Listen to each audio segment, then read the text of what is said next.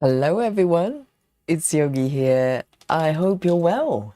Happy Thursday. I hope you're ready for a spot of stitching with me. And today, um, delicious. Okay, this piece is called Vintage Baker and it's from Aimee Stewart. I know this is one of the hidden gems with Aimee Stewart's archive. And I found this pattern maybe more than 2 years ago, a couple of years ago. I remember it was in the middle of COVID, okay, and I saw this piece, I just couldn't help it. And I got it right away. So let me show you what it looks like. There. You know, if you're a king baker or maybe you love cooking, this piece will definitely appeal to you. And it's just lovely. And during COVID, I was baking a lot as well, just like, the rest of the world. And look at that cherry pie on the upper left there. And it just delicious and cozy as well. And the style, as the title suggests, is kind of vintage looking, slightly retro. There's another piece. I'm not sure if it's a companion piece or maybe just around a similar theme. It's called Retro Baker as well. And if I remember correctly, the color scheme is slightly brighter. And for some reason, I'm drawn to this one. So I got this pattern immediately. And this is a regular size and also regular color as well. So this is one of the only two pieces that I've got full size that is 90 regular colors, not max. Majority of my pieces are max colors, but this one is regular colors, and probably because the max wasn't available. If it was, I probably have got it as well. And it's absolutely gorgeous. And let me show you where I am with this piece. I'm actually doing pretty well, I think. I started from upper left and start stitching the delicious cherry pie and slowly move toward the right. So my plan always, if I start from a corner, I want to go diagonally downwards to the other side. But somewhere along the line, I just decided to kind of spread the stitches to the right side and just find interesting objects that I love to stitch. So this is where I am today, okay? And let me show you the numbers as well. Let's have a look. So this piece, currently I'm under 10%, but even with, a 9.3, it's probably going to take a while for me to get to 10. So I'm not in a hurry, slow stitching at its best on this channel. And as I said, this is a regular color piece, so it's 90 colors. And let me start a sprint here, right in front of you. I've been having so much fun stitching this piece, particularly during COVID. So a lot of memories attached to all the stitches here. And here we go. So starting from 0, and this counter is going to capture every single stitch I'm going to make today. And at the end of every stream, I will share the number of stitches I've done with you. Okay, so stay tuned. Here we go. And let me tune back a little bit. And I want to say hello to all of you and welcome. And every single day I see you, it's like the first time I've met you. I'm just so excited. And we've got Rachel here. Hello, reporting. First person to report to the chat. Rachel says, hi everyone, been taking a break from stitching the past few days, but back at it today. Hope everyone is doing well. Yes, sometimes things happen. You have to kind of move away for a little bit, but it's so sweet when you come back, isn't it? Stitching for the first time in a little bit. So welcome back, Rachel. Really good to see you. And Sarah, our Captain Alien, providing another new quote for us today. It's always so encouraging to read Sarah's quotes. Today's quote is, what is meant for us flows freely in harmony with us, not against us. That is so true. And I applied that, what Sarah just said, to yoga as well and everything else in life. If it doesn't flow, there's a reason for it. So find that reason. Do not just push against the grain and try to win with full force. You know, there's a reason. Life is always giving us feedback, so listen to the feedback. Thank you so much, Sarah and Amira as well. Happy stitching, have fun, guys, and you too. Great to have you back today. And Janine, our lovely Janine, right here and on time. And Janine says hello. Janine says, hello, friends. I've been working for hours putting together master set. Still at it. It's worth it. Okay, Janine, stay with it. I know sometimes when you're preparing for a kid, a master set, you just get impatient. You want to start stitching, but it won't be worth it. It's going to save you so much time and effort. And we also have Busy Mum reporting from Work Club today. Hello, hello, and everyone else is from the Work Club. We are with you. We keep you company. And Rajal is here as well. Well done, and great to have you. And who else have we got? We have Cynthia and Chloe C, Guy Lane has joined us as well, and Clara as well. Samantha is at Work Club as well. Yes, we'll keep you company till you get home, okay, and come and join us. Michelle, hello. Maybe this is a new friend for us. Welcome. And L'Oreal as well. And L'Oreal says, hello, Yogi, going to Stitching Club. That starts at 4 here. I'll be here till I gotta go. How wonderful to go to a stitching club. And this is a stitching club, okay? This is a stitching club with stitchers all over the world. And I hope you enjoy your in-person stitching group as well. And Nikki's here. Hello, hello. And Vega, my God, Vega from Japan. It's been a little while, and so good to have you in the chat. And Cheryl as well, and Mandy Moran, and Suzanne. Oh, lovely Suzanne. Thank you so much, Suzanne. You know what I'm talking about. And great to have you here. Miller Cantwell. What interesting names. And welcome. Oh, Miller is from Florida. Yes, I hope it's nice and warm, because some regions in the US at the moment is going through a little bit of a, weather drama at the moment. And Romantico is also here. Welcome. And I don't know what it is, so anyone who can translate, please help. And I think we have this lady yesterday, and last quote, yes, Jackie. That's what I called you. I'm from Ecuador. I'm butchering names as usual. And who else have we got here? Solar Winds is back with us, and Heather House as well, and Love Drunk, and Anna is also here, and Jackie Turner, good to see you, and Chelsea Summers, hello, hello, and Joyce, where have you been, Joyce? Good to see you. And is it Paul? It's Paul. Yes, Paul was here yesterday. No? And hello, hello. And Natty has just joined us right at this minute. Guys, welcome. So this piece, I've been moving around horizontally, trying to find sort of a spot I felt like stitching at that moment in time. And today is the Baker lady's turn. Okay, let me show you where exactly I am on the pattern here. So it's kind of toward the right side. So if I zoom out my entire piece, okay, I've got cherry pie on the left. I keep moving to the right, and I get to the Baker lady. And let me show you the muck-up, okay? This is what I'm aiming for. It's so sweet, isn't it? It's just so retro, and it's indeed vintage. And I worked on this lady for a little bit, and you know what happened to this pattern? I actually deleted the pattern from my app for some reason. I don't know how it happened. It's sometimes mysterious things just, take place without my control. And so I lost all the counts, all the stitch counts and everything, all the marking. So in order to come back, I kind of roughly mark, the stitches based on what's on my fabric. So today I'm going to have to improvise a little bit and do my best to catch up with all the stitches. So this is where I am.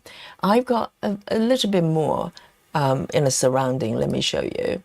So you can see. Let me zoom in a little bit. See, I've got more loose stitches here, but these are nightmare to catch up. So I'm going to stitch as, and then mark as I go. Okay, so bear with me. So let's warm up a little bit and let me know what you're working on today. I'd love to know. Every day is a new day. And are you like me, that sort of move around different, projects every day? Or, you kind of stick with a pattern for a few days and then move on. Or maybe you're one of those aliens and only stitch one piece. I need to know. I know we have a couple of quote unquote monogamous stitches out there. We're trying to corrupt them as much as we can, and I think we're doing well. We're doing well. Okay then. So my goal today is this, this baker lady, and I'm gonna pick. Just follow the edges here. So the moments I probably need to kind of just catch up with the marking of the stitches here. So I'm not going to make mistakes. So I've done, let me have a look. So I've done a fair bit of this bit. Let me just go ahead and start marking them. So I'm going to just pick a color and see how it goes. So this is a regular color piece. So some confetti, but not too bad at all. Not too bad. It's a very nice to stitch, as far as quite a confetti friendly pattern. And I don't know whether there's a max color version nowadays, but when I bought it, there wasn't. So here we go.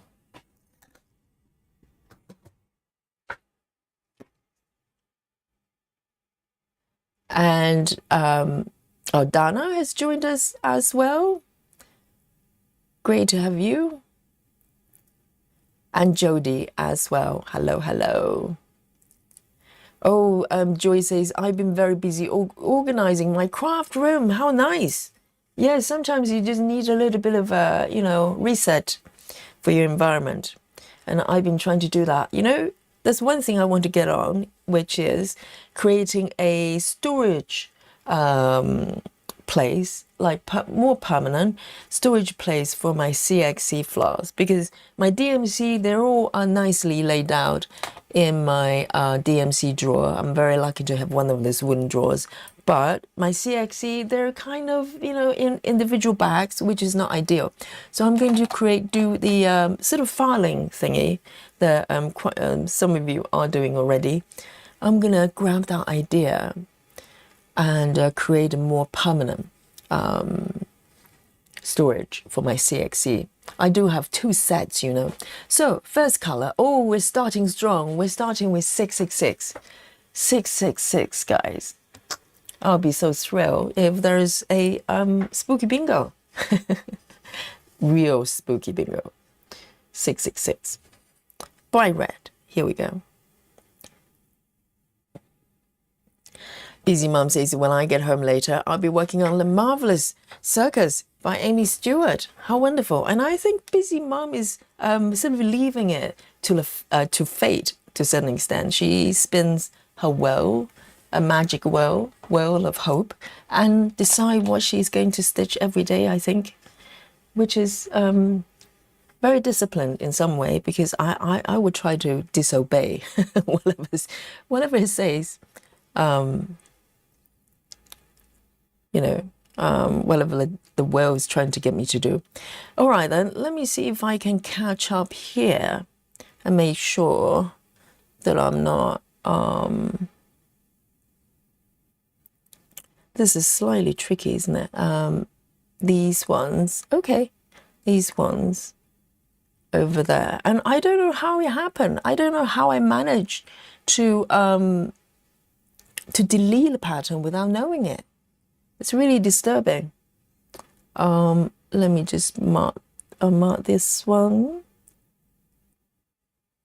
So a little bit of improvisation will be required.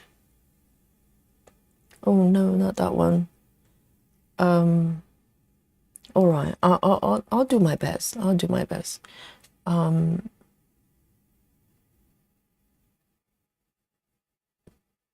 Here we go. I think these ones are 666.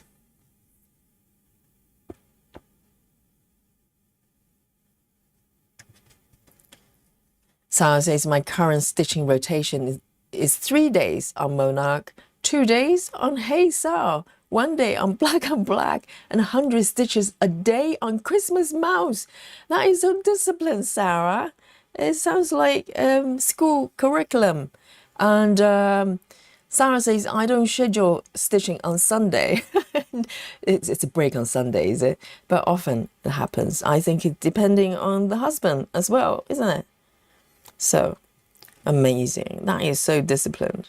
Normally, I have no idea what I'm going to be stitching for the stream till sometimes I kind of have some inkling the day before, but most of the times is within on that day, really. I just, just before the stream, I have a look at my webs and just talk to them for a little bit and see which one speaks to me.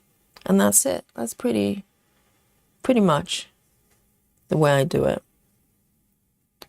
So this one is fine. Okay, that one is done. So stitch count today is going to be slightly off, okay, because I am catching on the stitches as I go.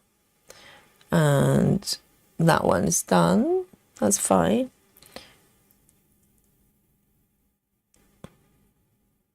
So I'm doing cross country, okay? So today is a cross country day.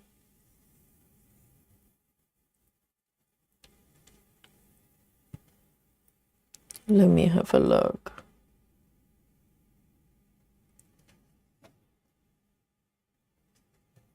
I'm improvising a little bit. So if the stitches are off, I'm doing my best. Can't think of better name is back with us, listening while at work for now. Oh, okay. So another work club member there, and we keep you company. And Mila says, I only work on one project at a time. Okay, guys, we know what we need to do for Mila, right? Project Mila start. Yes. Quite often we have stitchers come to us and go, oh, why would you have so many projects? And they hang out with us for a few days, and the number of the webs just multiply. That's normally how it happens. I'm not saying it's going to happen to Mila. Mila may be very disciplined.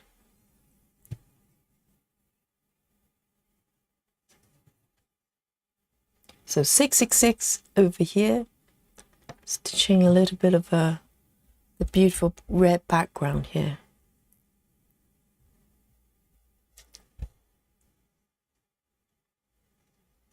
And because I accidentally deleted the file, and it took me a little while to come back to this piece, because every time I thought about it, I just go, oh, do I have to go back and mark those stitches?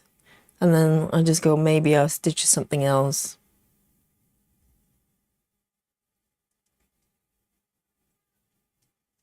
These ones are done.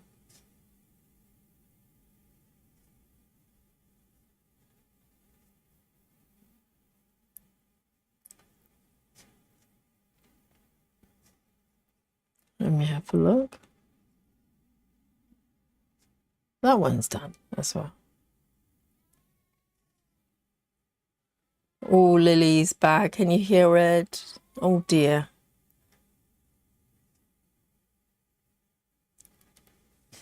Lily hasn't given up.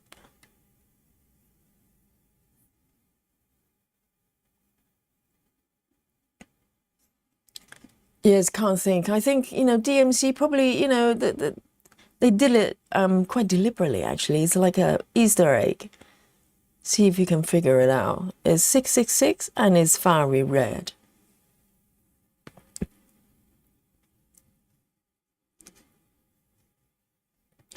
Janine says, if I can get this floss sorted out, I'll be working on marvelous circus as well.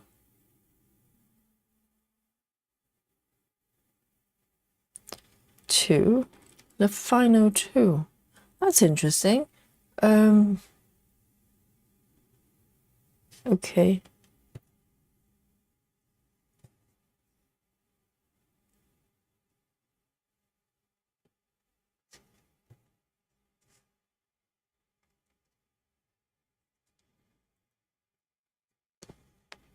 Amira says, I call it an accidental progress annihilation. I know it happens. Normally it will give you some sort of warning, and I must have just not read as usual and just press the button and go.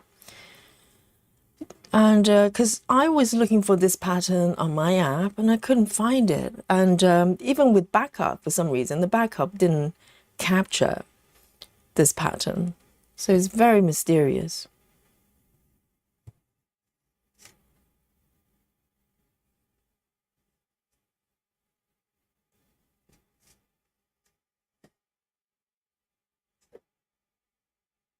So this one I've got.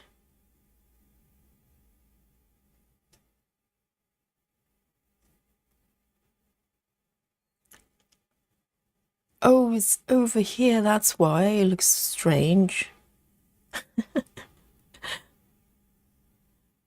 Right. And let me move it over here.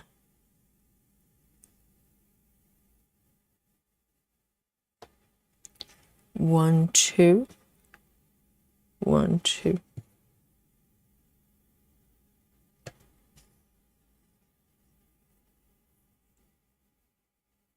One, two, three.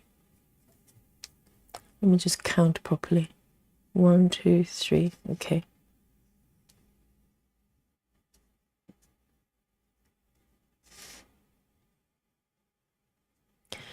Joy says I organized my DMC and I had to add leftovers from finish back to the stash. So it's all nicely ordered when we move house. Oh, that's right. Joyce is moving house as well.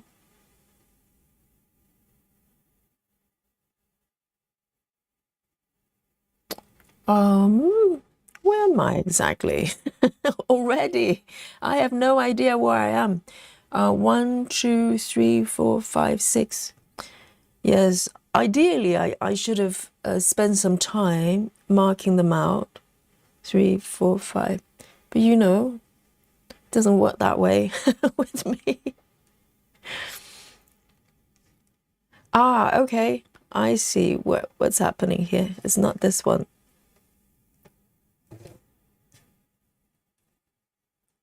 1, 2, 3. 1, 2, 3. That one. Okay. But hopefully I'm gonna catch up gradually. And it will all make sense.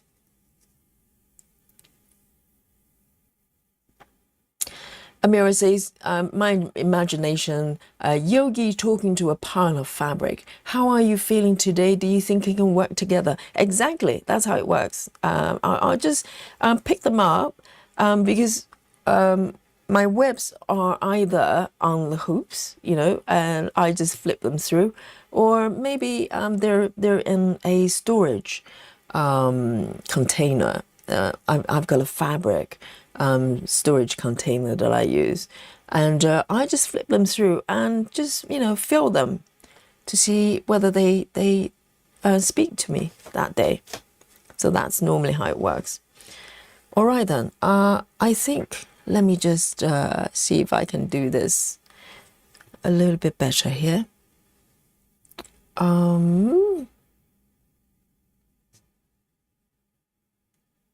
It is tricky, isn't it? Maybe I should work downwards just from the area that's a bit more obvious. Why don't I do that? Because let me end my 666 here, okay? Oh, Natty says 666. Aimee Sanctuary of Stitching. Amazing, Natty. Sorry, I just saw that now. And there you go. 666, spooky, bingo, truly spooky. Hey, Jackie. Great to have you.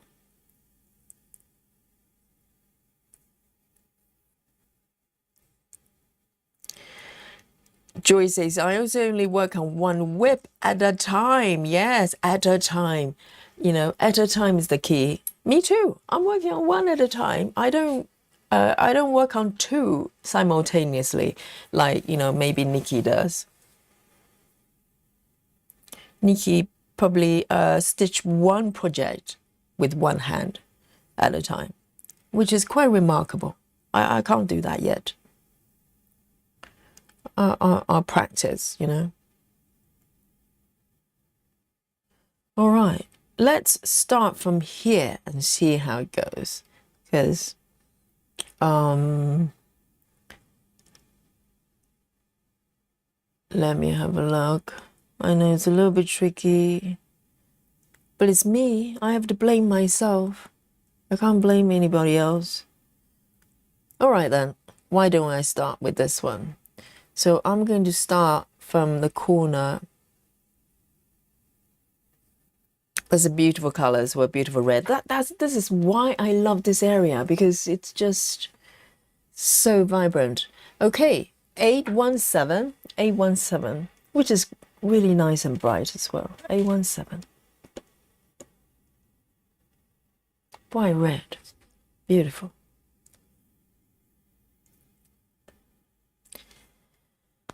Hey, I'm unicorn. I am I am unicorn. Yes. Hello. Oh, unicorn is also from work club. Welcome. We salute to you.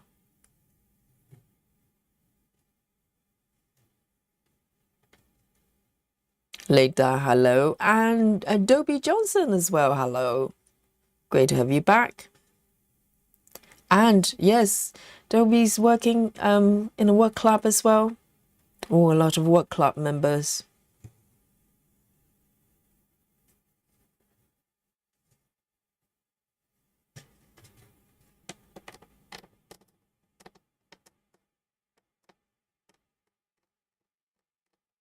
Well, a baker lady's face is going quite well. Oh, this one just doesn't want to go down. What is going on with you? You know, even with a few stitches, you can see the face. You can see little eyes. Thank God they're little.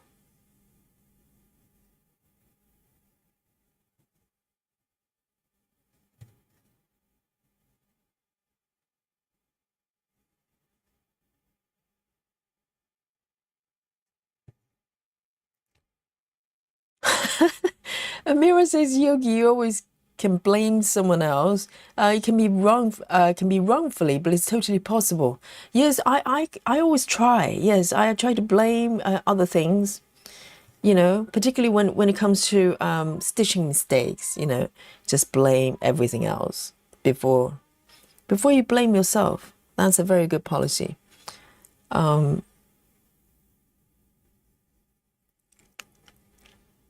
Let me have a look.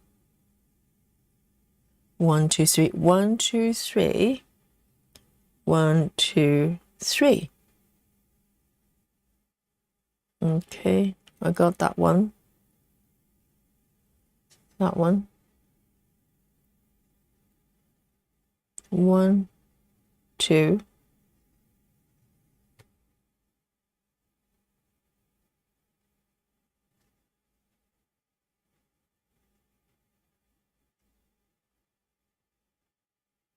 One, two, three. I'm going to be counting forever. Yes, it's here. It's here. I think it is. 1, 2, 3.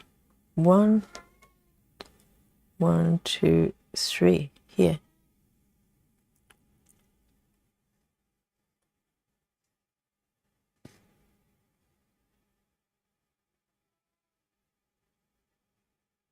I think that's it.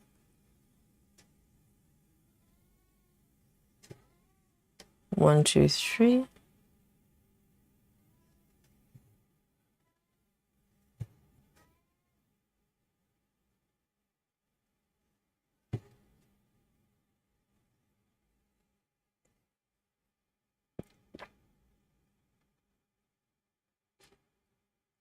Unicorn says, my name is Robin. I'll do my best. I do my best to remember to convert from the handle to actual names. But No guarantee. I'll probably butcher it. All right, so that one is done. But welcome.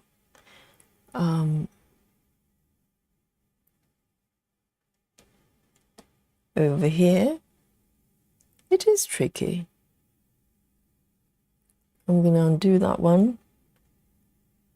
Undo that one.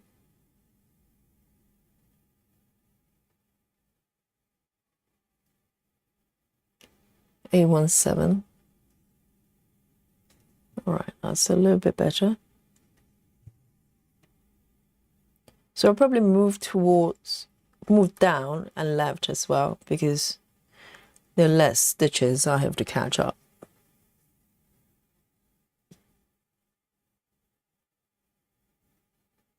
One, two, three.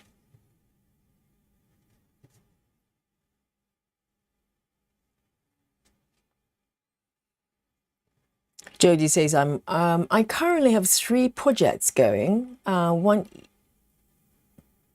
easy-ish. Oh, there are quite a few different ones. So Jody is actually dividing her projects based on levels. But how do you define levels? Ultimately, we're doing 1 stitch at a time.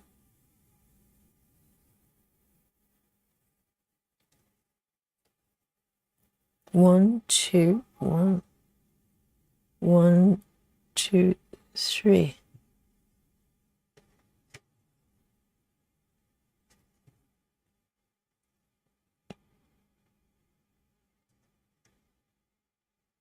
So Jody is embarking on 25 count adventure, even weave. How amazing.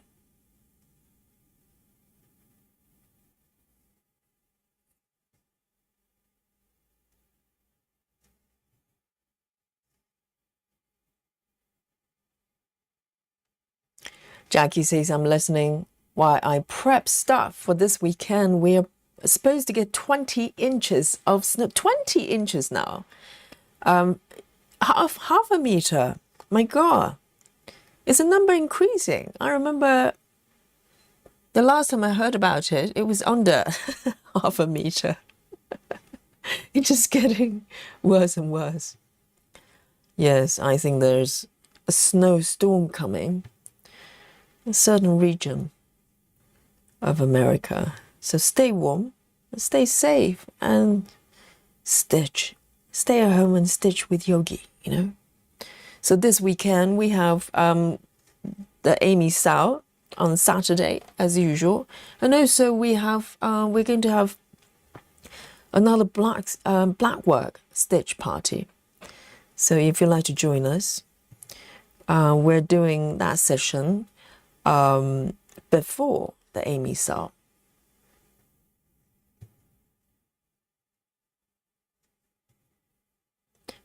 So double stream, if you remember.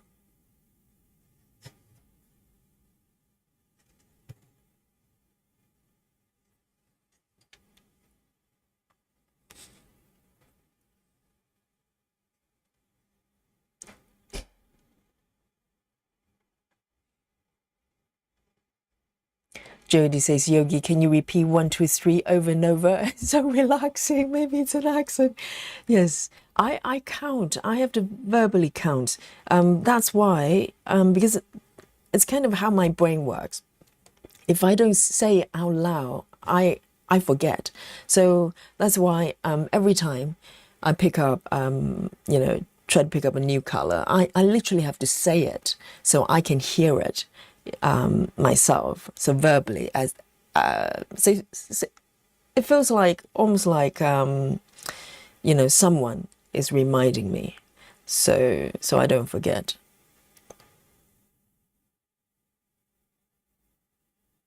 I know, it's quite funny, isn't it? If I don't say 1, 2, 3, I literally don't know where I am. So let's have a look. I'm about to count 1, 2. Oh dear, have I? All right, let's have a look. Review the situation. 1, 2, that's fine. And I've got this one here. It's kind of tricky actually. Why is it so tricky? When the stitches are not matching up, it's it's quite challenging. 1, 2, and I can do this one down here.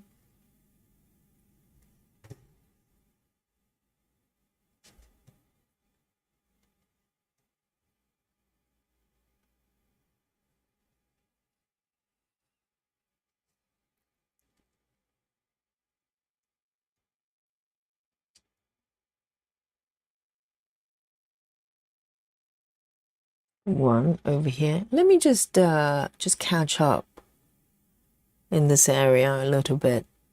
I think this one is done. 2. That one is not done. 2.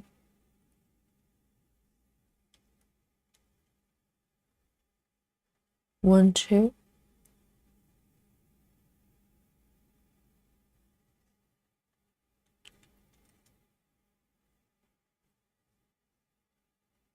And then we have, why does it not matching up? Seriously. Okay, there.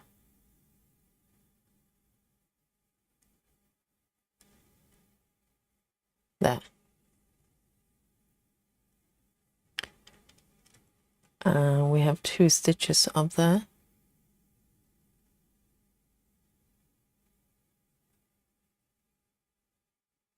Something like that. And now I see what the problem is. Cause, all right, look away, look away. This is for demonstration. We have new stitches today, okay? So I'm demonstrating a little bit of reverse stitching, just a very light session. So you can witness it. You can witness it yourself. I suspect I can probably fudge it, but I kind of don't want to.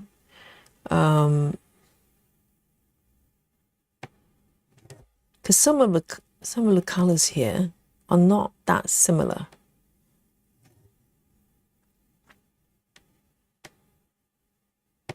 Okay, so I'm 1 stitch off to the left. All right, or to the right rather. Here, those 2 are not done. And this is why I messed up.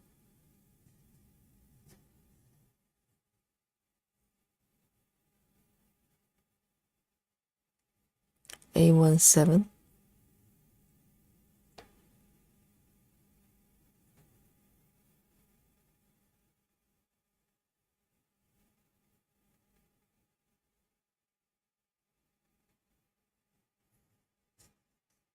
A17.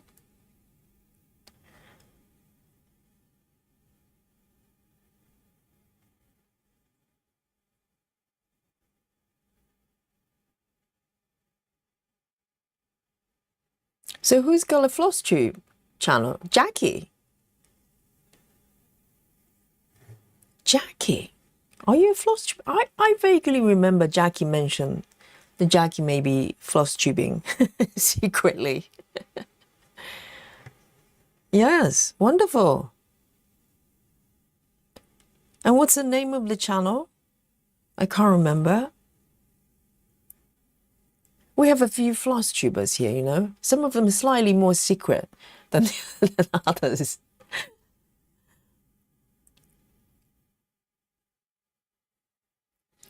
Jody says the easy project, not full coverage, and has 24 colors. Oh, it's dinosaur. Okay. Yes, I think charts, it really depending on how it's charted, isn't it? Because full coverage doesn't mean is confetti rich. It could be quite simple, well, not simple, easier to stitch. Like yesterday we talked about Dimensions kit. They have some the charts tend to be a lot more straightforward, kind of, you know, no confetti pretty much.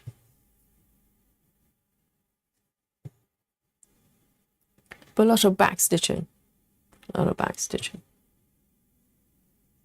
I know, not green frogs, Janine. Have mercy for Yogi and Jody as well. Bring on the pink one.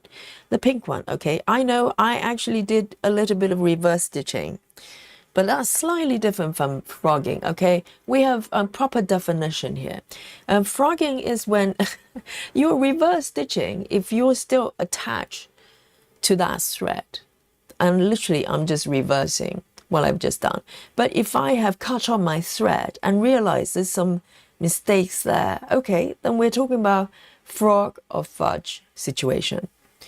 But what I have demonstrated there beautifully and elegantly was called reverse stitching. Okay, newcomers, watch and learn, watch and learn. This is how we do it.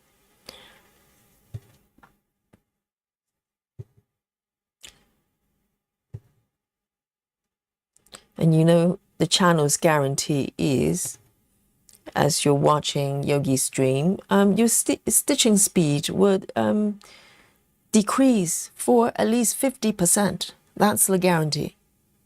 I'm not kidding. I promise you. I know it's incredible, isn't it? Just when you think, oh, I can't slow down, you can. The human potential is amazing. So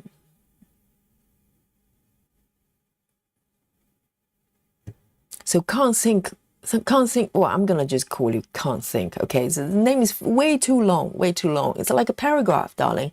And can't think says the snowstorm is happening in the northwest US this Sunday and Monday. Oh, so I thought it was arriving on Saturday, so it's kind of delayed a little bit. Maybe the storm has to pop down to Walmart for a bit, so it's coming a little bit later, but it will be here. Will be here.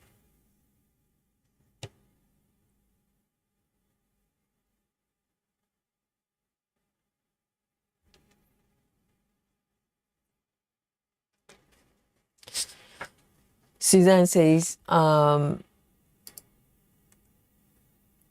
was the other dimensions pattern you were looking for? Yes, there's another one. It's called, it's a cat as well. The name is so difficult to remember. Let me show you. Maybe I still have it here on my list here. Let me see if I can find you to show you this one. This is the one. I can't remember the name. Yes, it's called Max. And a drawn dax some locations. I'm so sorry. Sincere apologies. I butchered the name. Okay. So this is the other piece. It's by the same artist as Maggie the Mess Maker. And I didn't even know. I had both patterns for years. I didn't know they were from the same artist. But it makes sense because the style, I'm very drawn to the style. So this is the one, Suzanne. So Suzanne has been so wonderful helping me out with the pattern. Nikki, get in touch with Suzanne, okay? Because yesterday we were talking about doing maybe Maggie the Mess Maker together, and let me show you the pattern actually, just in case you did not watch my whip parade. I also, oh no, guess my stitches, what am I doing? So Maggie the Mess Maker is this one, okay? So this one, and our beautiful Suzanne has sent me a saga version of this pattern, and obviously this pattern I have purchased. Okay, I actually bought it twice, so I have 2 attempts on this piece and still have not finished. So my life ambition would be at least complete this piece. It's so gorgeous, isn't it? It's called Maggie the Mess Maker. It's from Dimensions Go collection. And Nikki, this is important because Suzanne's chart. Yesterday we're talking about the colors not matching, right? We don't know because Dimensions, they do not use DMC floss numbers. I don't know whether they're using DMC threads and just have their own arbitrary kind of color system, thread numbers. And but Suzanne's chart, I had a quick look. They're all DMC colors, so it's perfect. It's beautiful, and so. Definitely get in touch with Suzanne. I hope you don't mind, Suzanne, and maybe provide the receipt or whatever, and get a copy. It's beautiful. I was so thrilled because I just, got it loaded straight away on Saga. So it's beautiful. Oh yeah, I can show you on Saga, can't you? Can't I? Seriously. Yes, I got it loaded, and it's so nice to be able to just do that straight away, without having to do conversion. Look at this. Let me show you the mock-up. And let me turn on the back stitches. Then all the back stitches are beautiful. And there's long stitches, French stitches. Look at this. So beautiful. I'm definitely going to do it. Anybody want to sew with me? I know Nikki, and I think a couple of others have this pattern. Please sew with me. Let's do this. Help me, support me on the way to complete my life ambition, to finally complete this piece. Okay. And if you want to join me with on my journey, my Maggie journey, then you know what to do.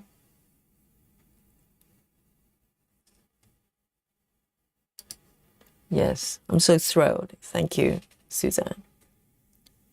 Because yesterday we were still talking about how we are, maybe there are ways we can convert the colors, but now we do. Nikki says, do you have the fabric? I will have to think about, are you referring to Maggie, right? Because I think the original kit came with, if I remember, is it 18 or 16 count? I can't remember. It wasn't 14. I think I might, because I have to think about the back stitching. So I don't want to do it on a fabric count that's too high. I'm thinking either 18 or 20. What about you, Nikki? Are you going to follow the original recommendation?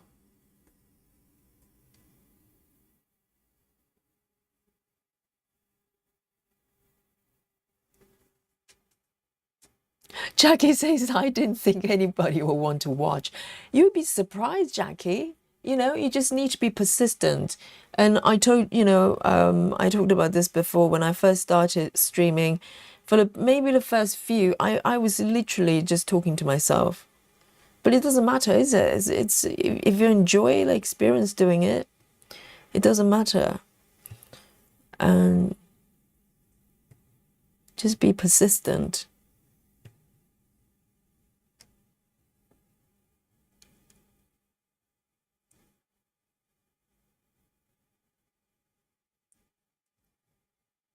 Oh, Suzanne, have you got the other one as well? My God, magical. Thank you so much, Suzanne. You're an angel and a star. Both. Thank you so much.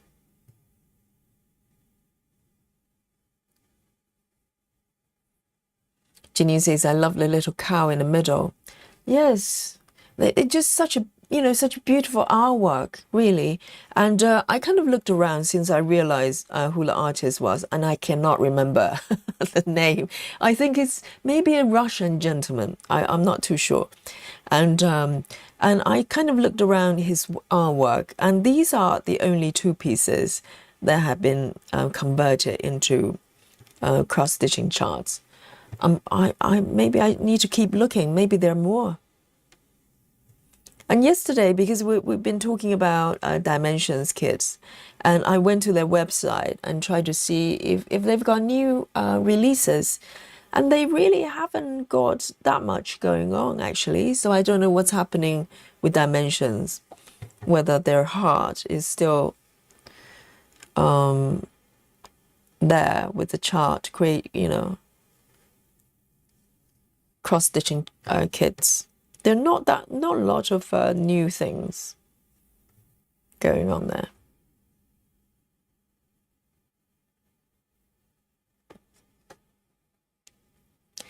Solar Wind says, Yogi, I say, follow your heart. We're all with you. Stitch what you like. Thank you so much.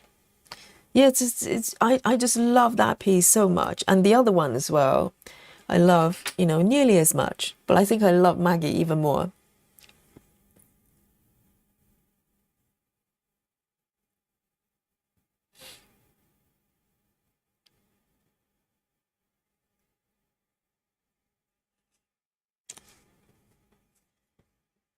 Natty, have you got this pattern as well? Natty says, when do we start? What are we talking about here? Have you got the chart as well?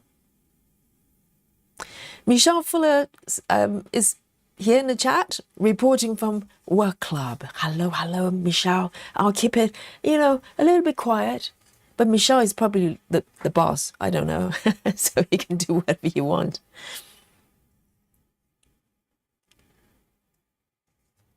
Oh, Nikki's already watching Jackie already. Oh, I'm a bit slow. I'll catch up. I'll definitely catch up. I'm gonna keep going. Let me see. Shall I keep going with this color? A17. I'm gonna take just one more strand. Let me just follow this one a little bit further. A17.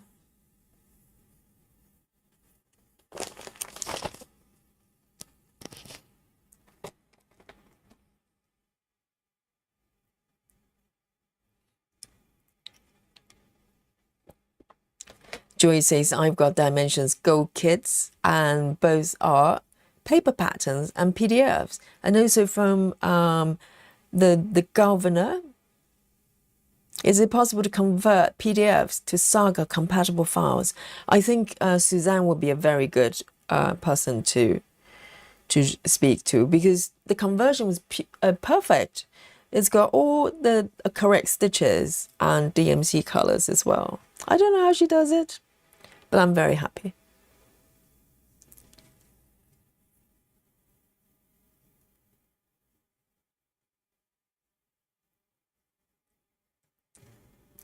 Michelle Fuller says, what chart are you all talking about?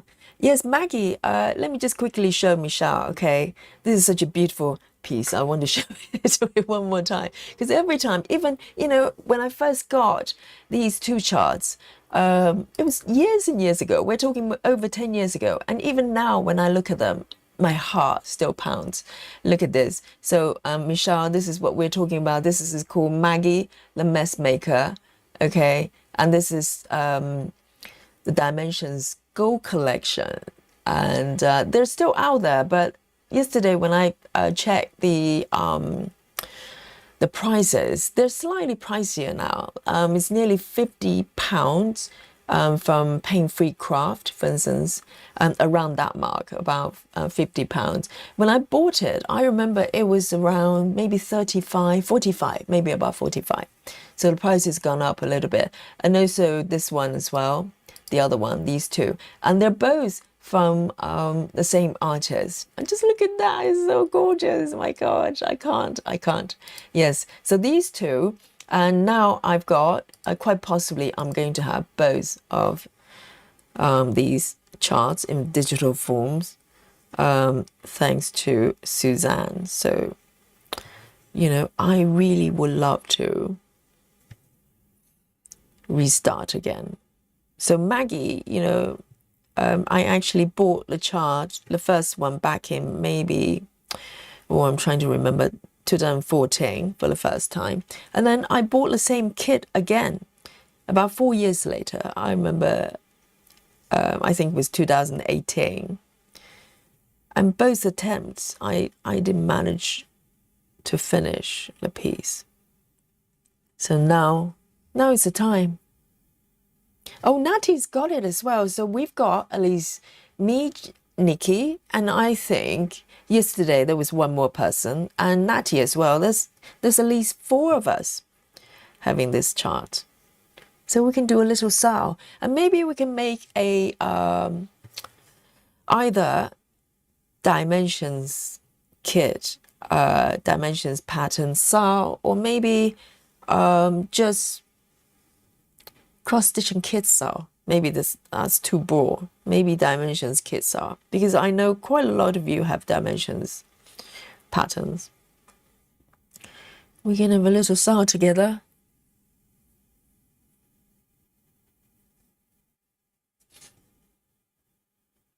Jackie says, I love this Maggie chart, so sweet. I know, it's just gorgeous, isn't it?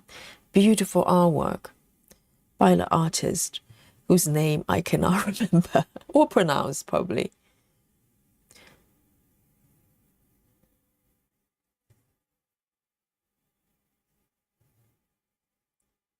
Yes, Michelle, I showed this at my whip parade a few weeks ago.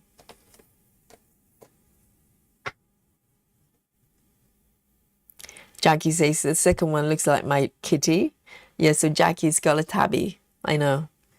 The name is Max. So we have Maggie and Max.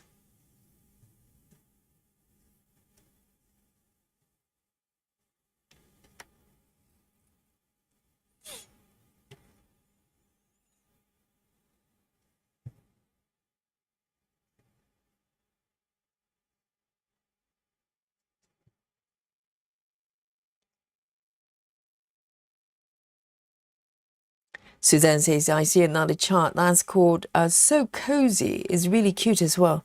Is that the one with books on a bookshop? Because there's another one. There's a kitty sleeping in between books on a bookshop. I know. It wouldn't surprise me if that piece was from the same artist as well. I'm not sure.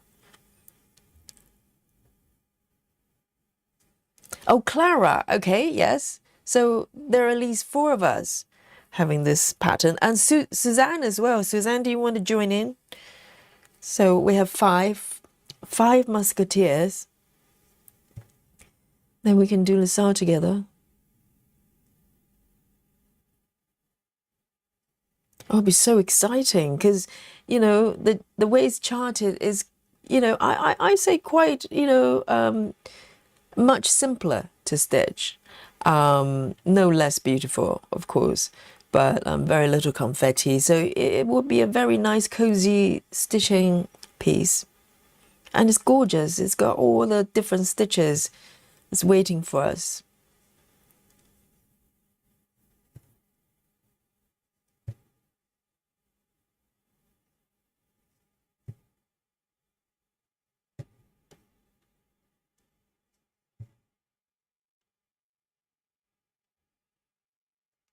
Yeah, Suzanne is joining in.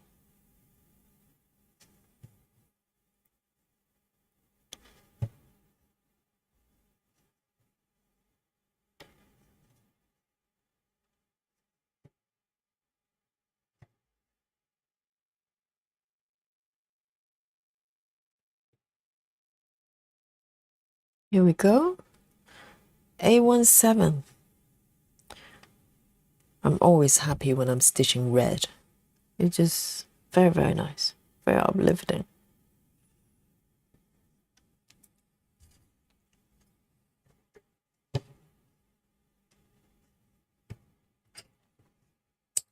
Here we go.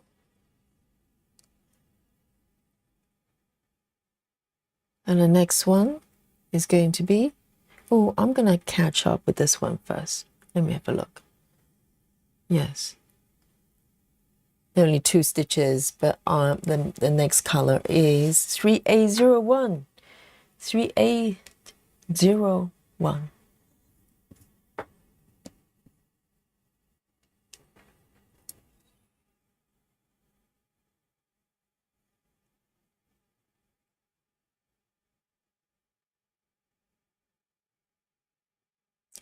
Nikki says, Clara said we have to sort our threads.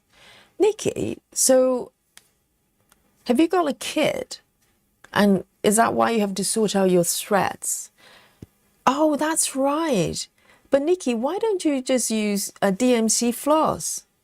Just use your regular DMC threads, because so you don't have to sort it out. You can leave, you can use the threads for other things later.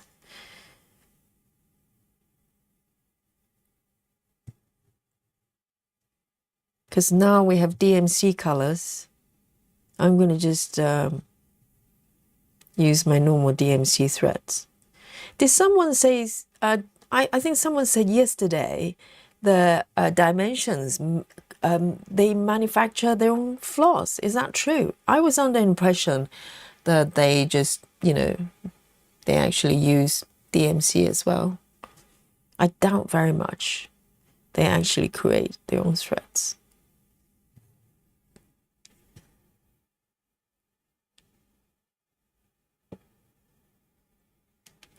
Solar Winds says in Japan, red is the color of happiness.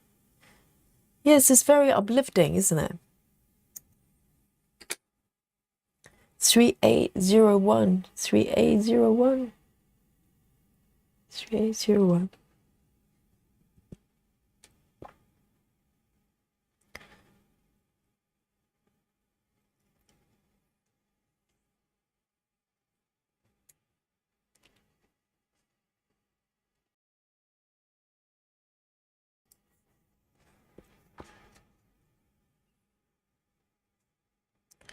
Yes.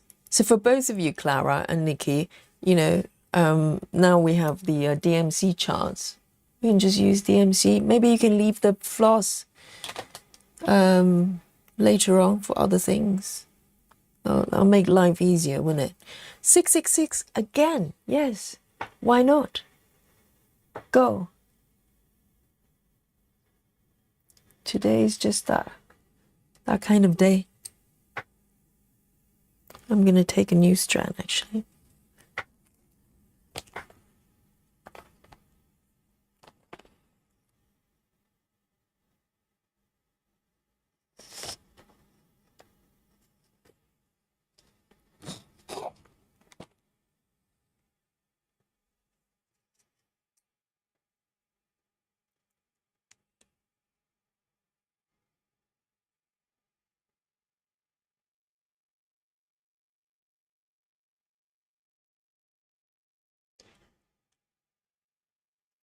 Clara says Dimensions doesn't supply DMC colors. That's right, yes. They've got their own arbitrary. But I believe they actually use the floss they come with, they use for the kids. I believe they're DMC. I'm pretty sure. Because that's how I learned what DMC was. I didn't know what it was before.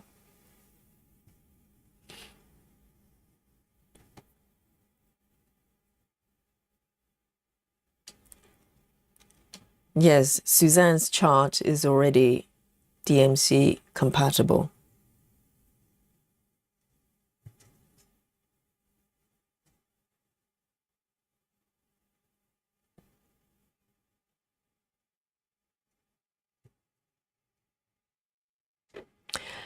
Natty again? Yes, Natty's probably been stitching 666 all this time. So, spooky bingo. Relay spooky bingo.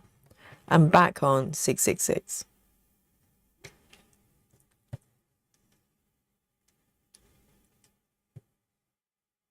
But honestly, I can't tell the difference. I think 666 is slightly brighter than these ones I've just stitched.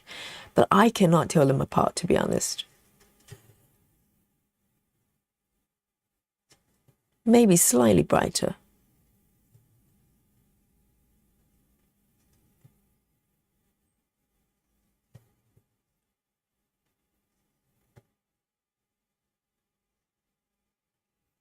Hey, Alison.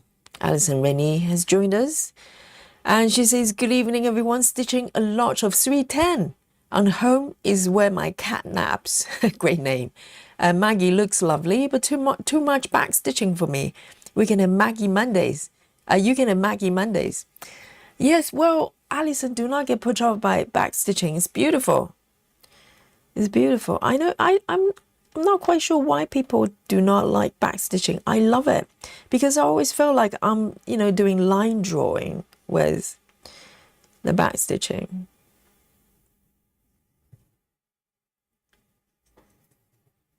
Sometimes when I do sketches, and I would kind of do a loose outline, and then when I'm about finished, I'll start to go around and highlight, strengthen the borders or the key strokes a little bit more, and that's what back stitching feels like. Is that final touch.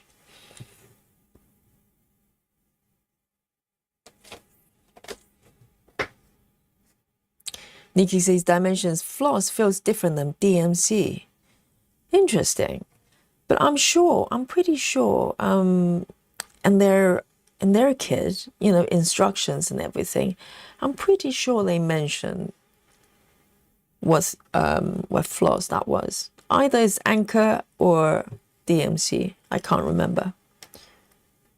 But I remember that's how I learned about, DMC floss and everything like things like that. If you look at the instructions and stuff, they should mention. But Nikki, that photo you posted yesterday to show how the kid kind of, arrange their floss, which is very different from my experience of dimension, because the dimensions kits that I've got, they're all nicely organized with thread cards and their numbers, etc. And also the texture of the floss, I don't know what they feel like, but they look different. Because looking at your picture, your floss, based on the picture, they look kind of softer and more floppy. I don't know how to describe that. But the ones I've got, they tend to be more structured, which is, very DMC-like. I don't know for sure.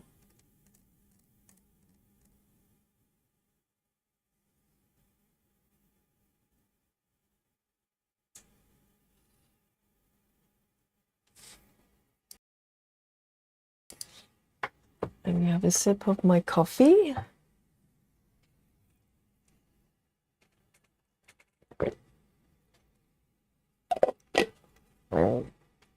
Lovely.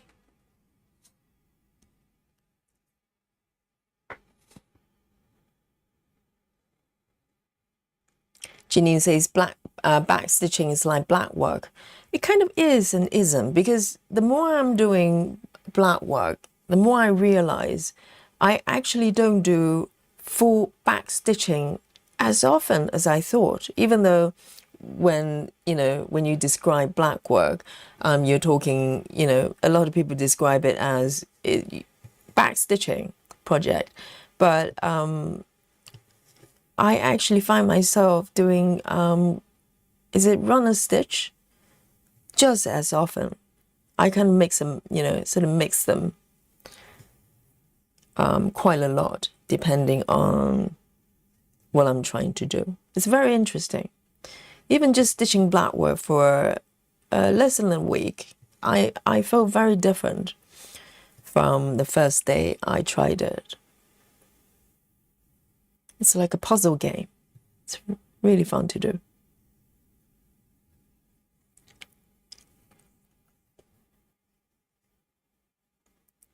Kelly says, Yogi, it looks like you're stitching a mushroom. Yes, it's a little bit like a mushroom, isn't it? Yes. Mushroom lady, that's it. This is actually a little sort of baker's hat, actually. But it looks like a shower cap, a shower cap lady.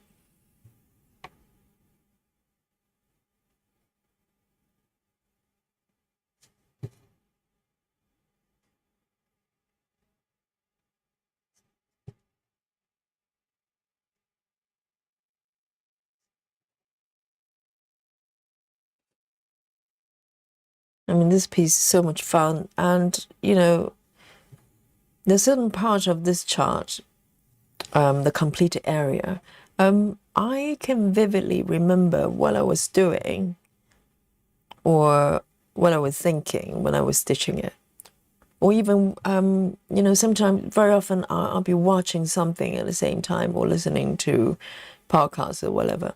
Sometimes when I look at certain part of my whip, I literally can remember what I was watching or listening.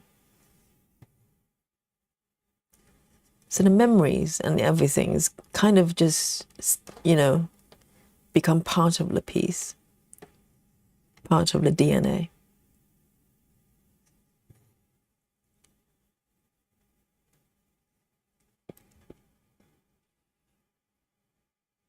Nikki says some of their kids did use DMC. Yes, I don't know. Maybe it depends on when, because I don't know. Depends on when they're kind of put together. Maybe they use different floss. But I think DMC would be a very obvious choice, isn't it? DMC or maybe Anchor. I'm not sure. They're both good quality, so.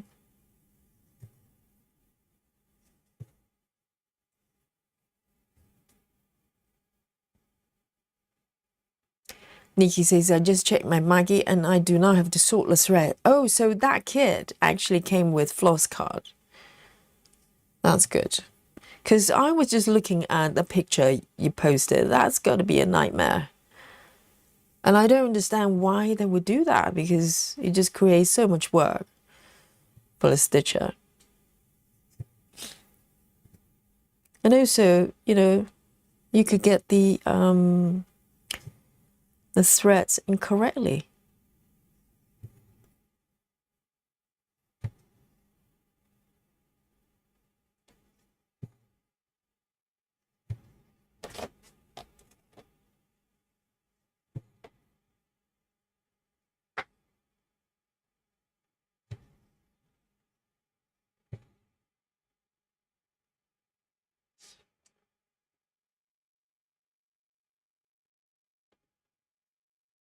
Ah, so Maggie's, so that one is with DMC.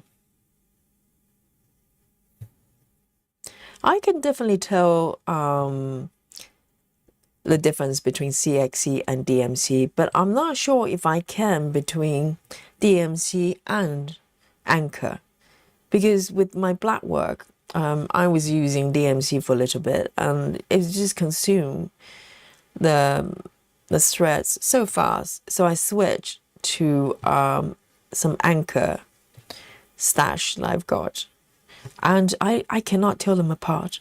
I can't tell them apart. They're very, very similar.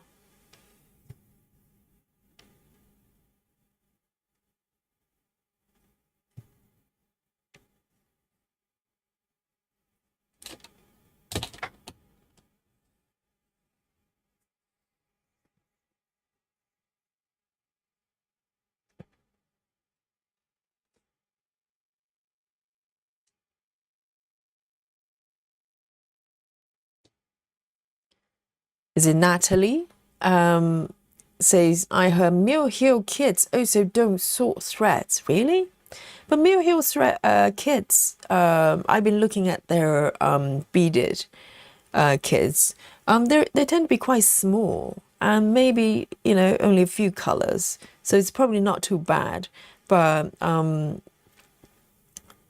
picture Nikki posted, that kid has got a fair number of threads, and it's going to be a little bit of a nightmare to sort through. And I think my fear would be, what if I got the colors incorrectly? That'd be quite annoying.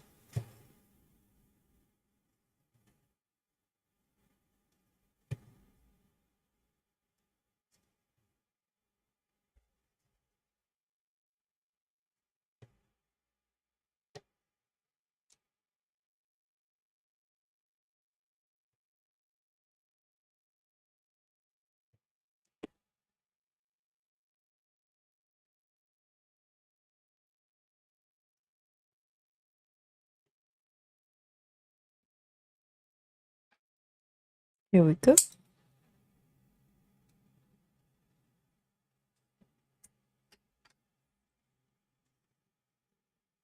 Joy says, I don't have Maggie, but I can join with another Dimensions kit. Thank you so much, Suzanne. Yes, definitely. We can have a Dimensions kit. So, can't we? Which day will be good then, guys?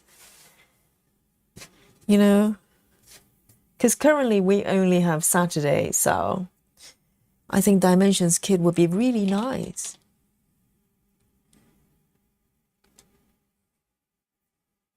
I'm sure a lot of stitchers probably have a few kits kind of just, abandoned or just, tucked away in their storage. Just bring them out, revive them. They're beautiful. All right, 902, 902.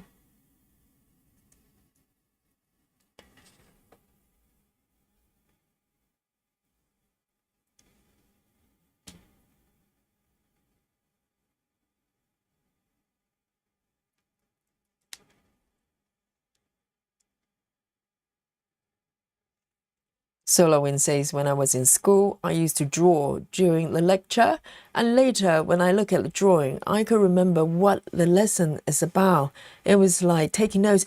Solowins, that's me.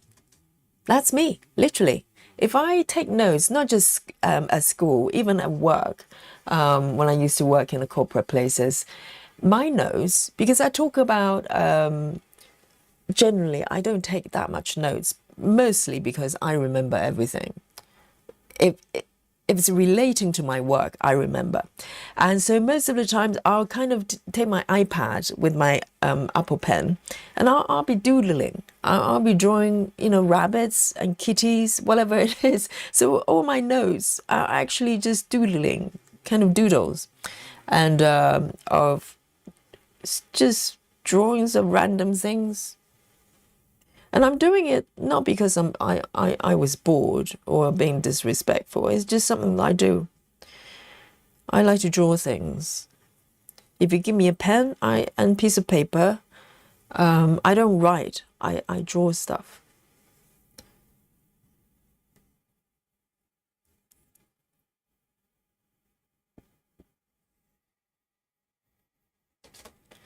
Kelly as well, yes. And a lot of times, if I do take notes, when I look back and try to read my own writing, I have no idea what that is most of the time.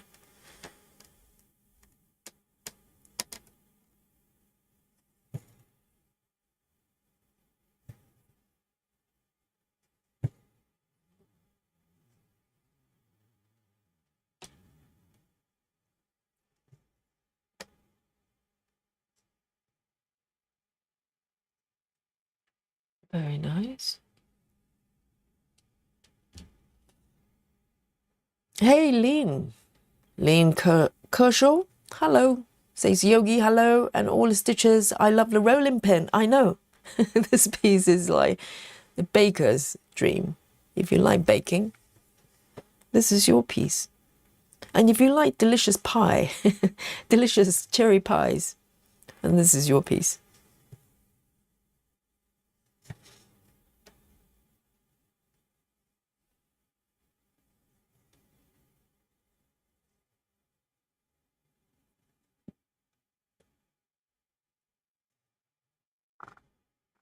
And Jackie's got dimensions as well. There you go.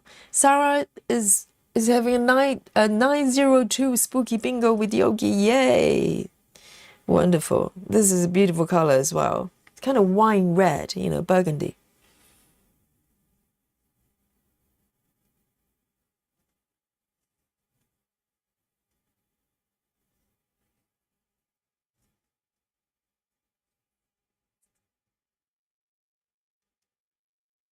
So how about Wednesdays? Or maybe Tuesdays? We can have a Dimensions Kit Day. Dimensions Day.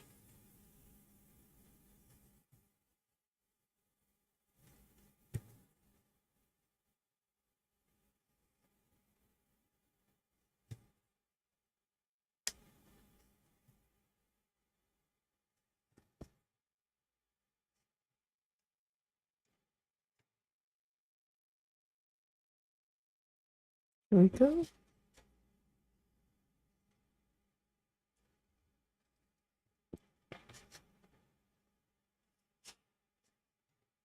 And it's really astonishing because prior to discovering, Heaven and Earth and full coverage, I literally thought cross-stitching patterns only come in kits. I did not know you could just buy patterns.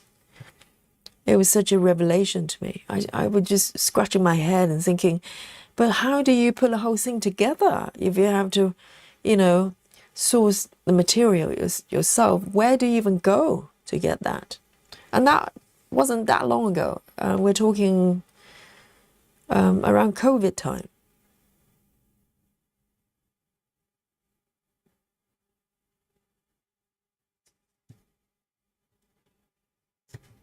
And my life kind of changed after that.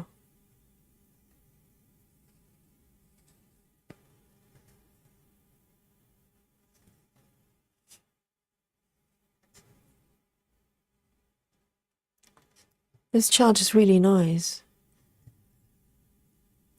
The lack of confetti, not lack of confetti, not that I wanted necessarily, but it's just a nice balance of color changes, but not too overwhelming. It's very nice.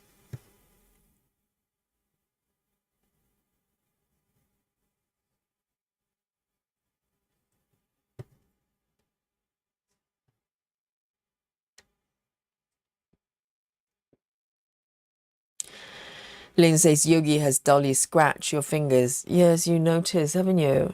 Look, it's not Dolly. I like to blame Dolly. No, I was cutting something, and then I stabbed myself a couple of times. I know.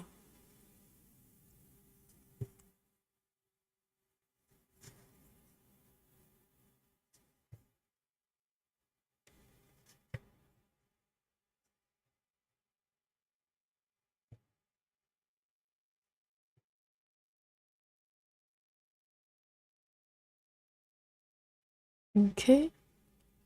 1, 2.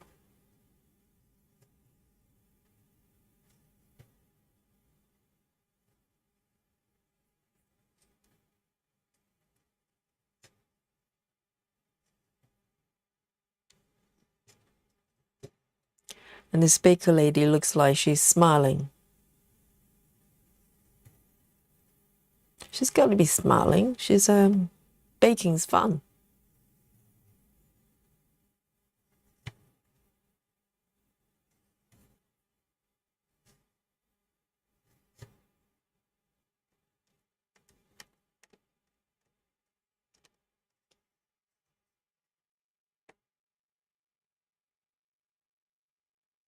Okay.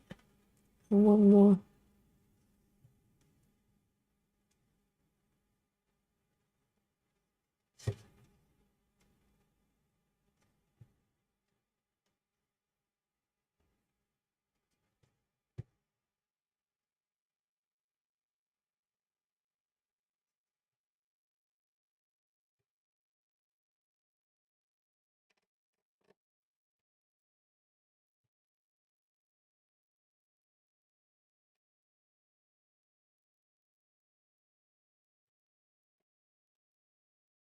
Nikki, are you able to check the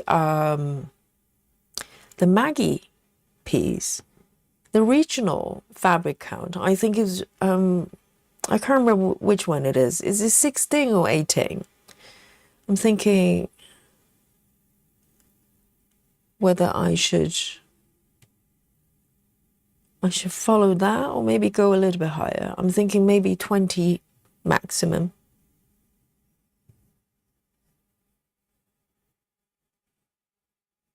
And if it's 20, I already have a piece of fabric I can use.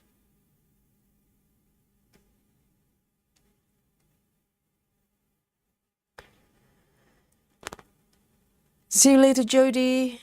Great to have you. Lynn says, I'll be smiling if I was baking cream corns. Not cream corns, cream horns. That sounds interesting. All right then, I am going to end this thread here. 902.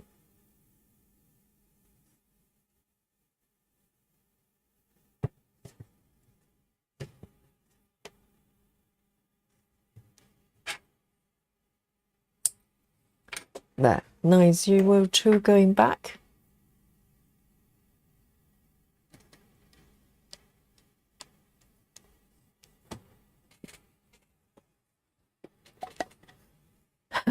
Michelle says, you know, I have to order a dimensions kit. I don't want to be left out. Join us. Yes, they've got some beautiful patterns. For some reason, I don't think who's that? Dimensions. They have their own stores anymore. So if you go to their website and start browsing their kits, they take you to Amazon for some reason. So they're selling. They're doing this. They're doing the selling part using other platforms. Nikki says 18 counts. Okay, so it's probably not too bad going up to 20. I just like to kind of, you know, give it a slightly different approach, because 20 should be still okay for back stitching, right? It's not too bad, and I already have a piece of fabric that I could use, which is bonus. So I am going to come back here and start filling the lady's face. Let's give it a little bit more details. 435, 435.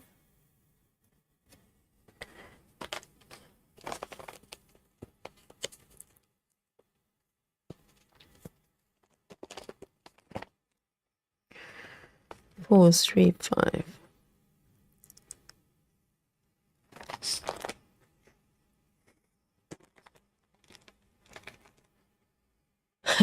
Ginny's had enough of the floss sorting. It does take a while, isn't it? It really depending on whether you're transferring threads you already have, or if you need to take out, you know, the storage stash, it takes a little bit more time because you have to get the thread out and cut them in pieces. And also, Janine, you don't have to fill up the entire kit, do you? You just, you know, top it up as you need it. You don't need to literally have 500 colors.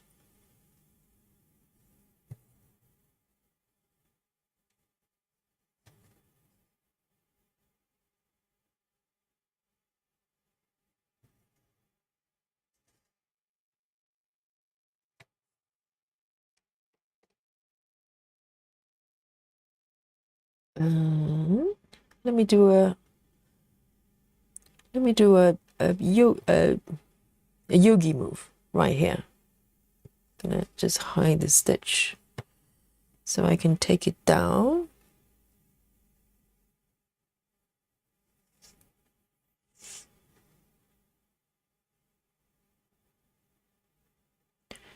There.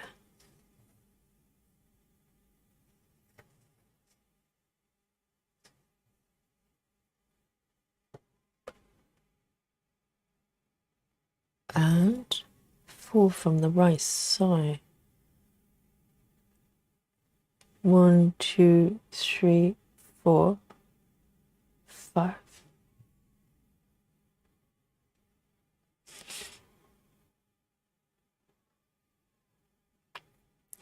Oh dear, Jeannie's been doing it for 4 hours. Yes, it's about time to do a little bit of stitching.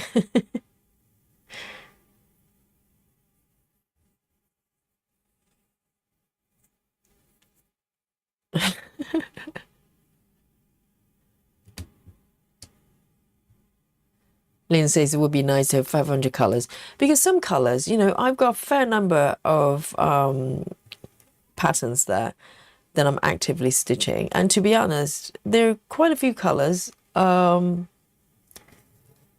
just not needed.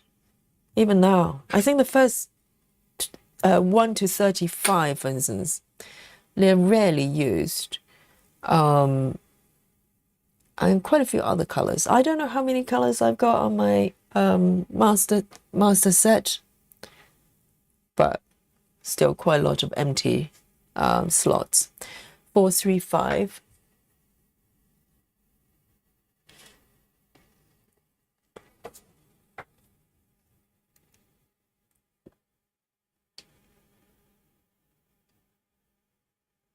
Cheryl says I'm going cross-eyed gridding 25 count fabric.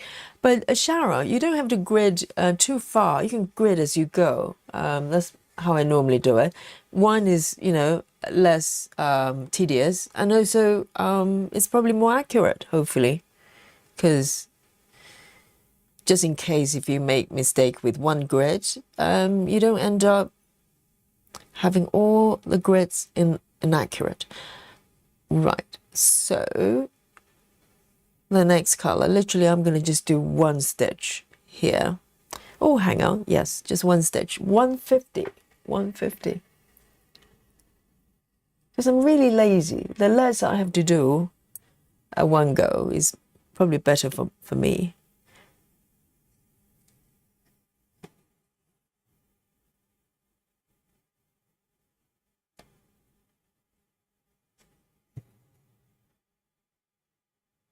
Just one stitch here.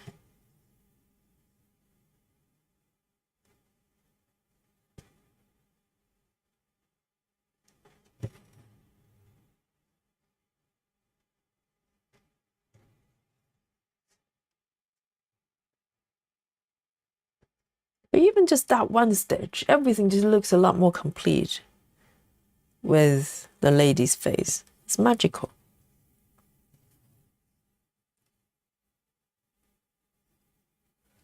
Uh-huh.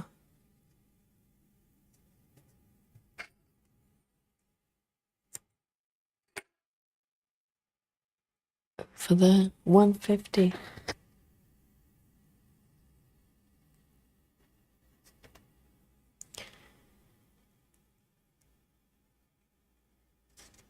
So 150, let me have a look. 150, and there's one stitch there.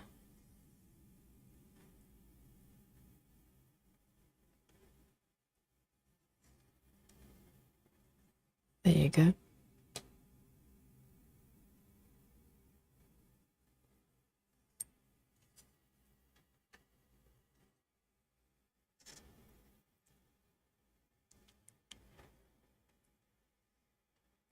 So there's a kind of tiny bit of confetti there, but it's not too bad at all. 161. 161.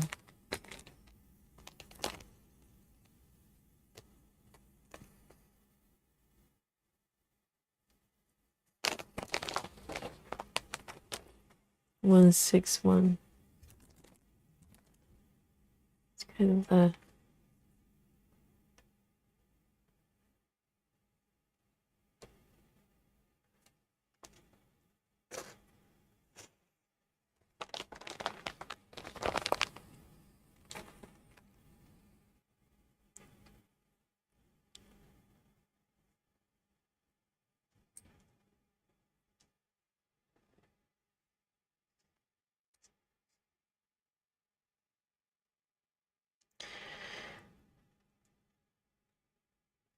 And now we're talking about Dimensions kit. It just reminded me that I actually have a lot of floss. I'm still in bobbins, because prior to doing full coverage, majority of my threads were bobbinated, and so I do still have a stash of floss, mostly from probably Dimensions kits, because I've got quite a few, and I kind of accumulated a fair number of quite a lot of floss, and at some point I just decided to kind of all bind them together, like, you know, combine all the same colors together or similar colors. So I do have a stash of threads that I could tap into, even though I don't know exactly what colors they are as far as DMC color goes. But who knows? Might come in handy sometimes. 1, 2, 3, 4. 1, 2, 3, 4. And just slowly move downwards. And then 2.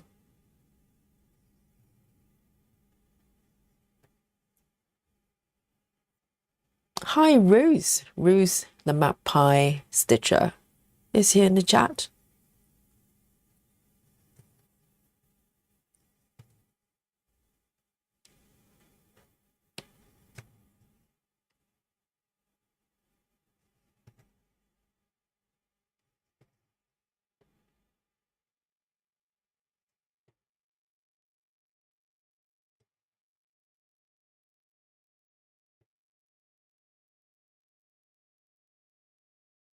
There you go. I don't want to wander too far, but there's one more I want to do.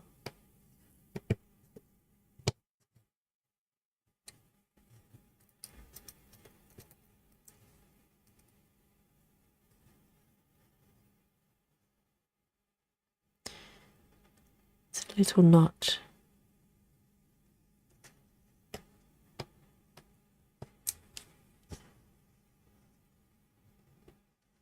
Just one stitch here. 1, 2, 3. 1, 2, 3. 1, 2, 3, 4.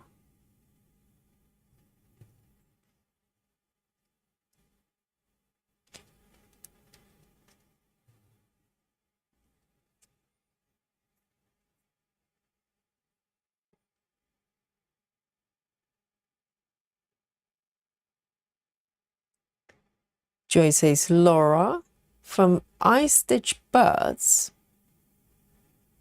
has a video on working with dimensions pattern on Saga. Dimensions patterns on Saga.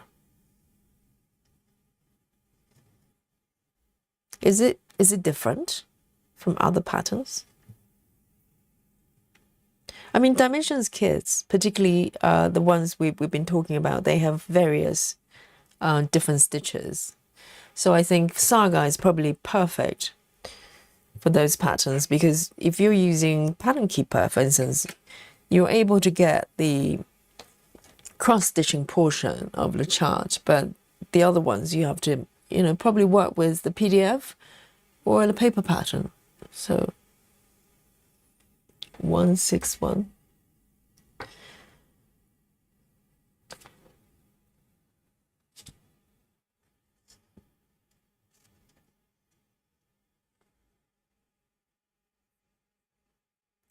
Lynn says, Yogi, my sister-in-law has done 12 dimensions angels.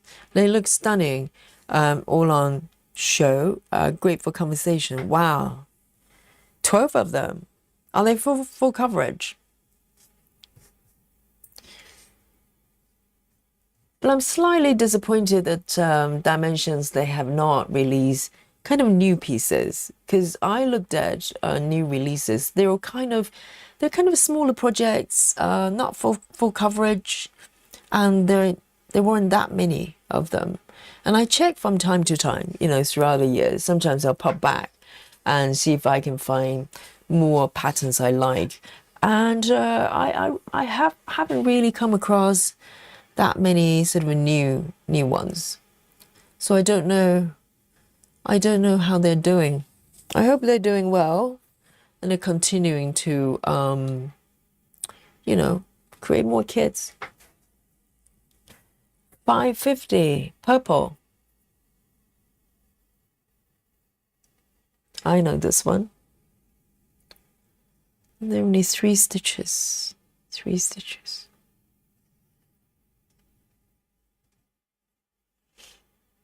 And I think dimensions charts, they're so well done because, you know, even though I think that the way they chart the patterns, they're not relying on confetti, sort of color changes, because I can't remember how many colors the Maggie piece has. Probably about 45 or 50, something like that. Not a great number, but it's just so beautiful. They're just using all sorts of different kind of stitches to create, you know, the textures.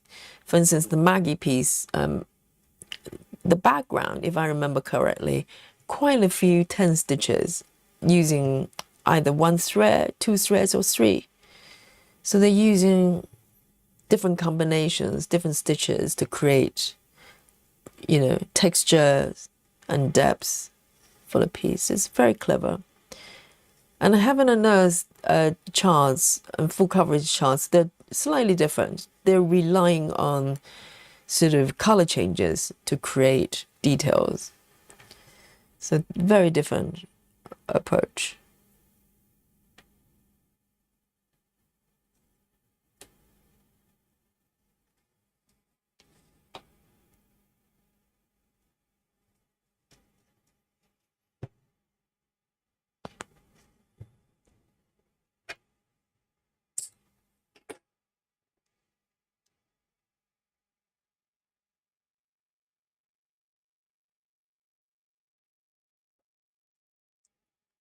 Lovely. 640.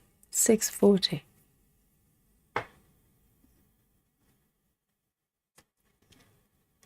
Six 40.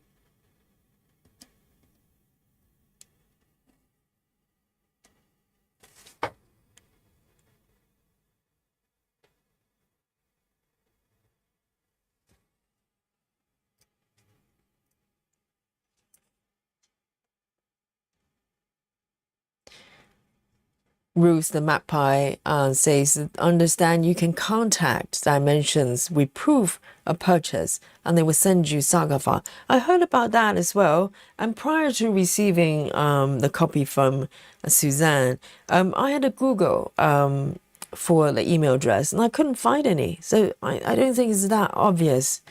Maybe somewhere on their website they give you that option. I think you could. I've heard about that. And I think that's great because majority of people are working with apps nowadays.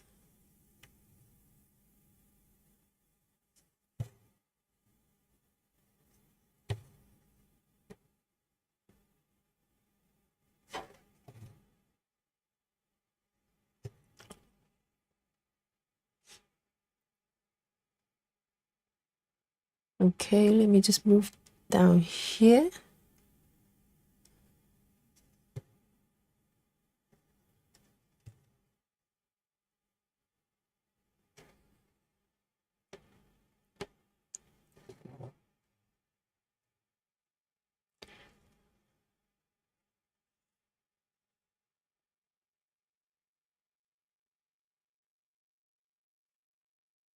Oh, Joy says I also saw her flip, probably referring to the floss tuber. Flip a pattern to choose an unstitched area. And she turned on the smiley face to identify the stitches areas and marked off. Do you mean like a reverted, like this mode? Like that?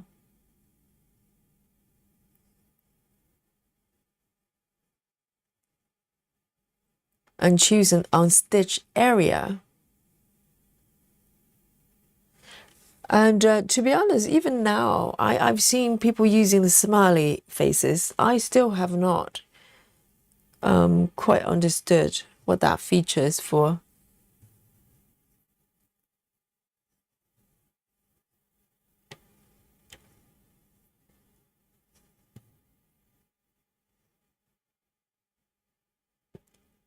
Hey, Rochelle. Rochelle has joined us. Rochelle says, hi, stitchy friends. Finally home and able to stitch with you all. Well done. Amazing. Put your feet up. Get your whips out. And join us.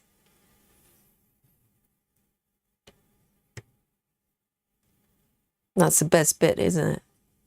You're done with work, come home, and you can have fun.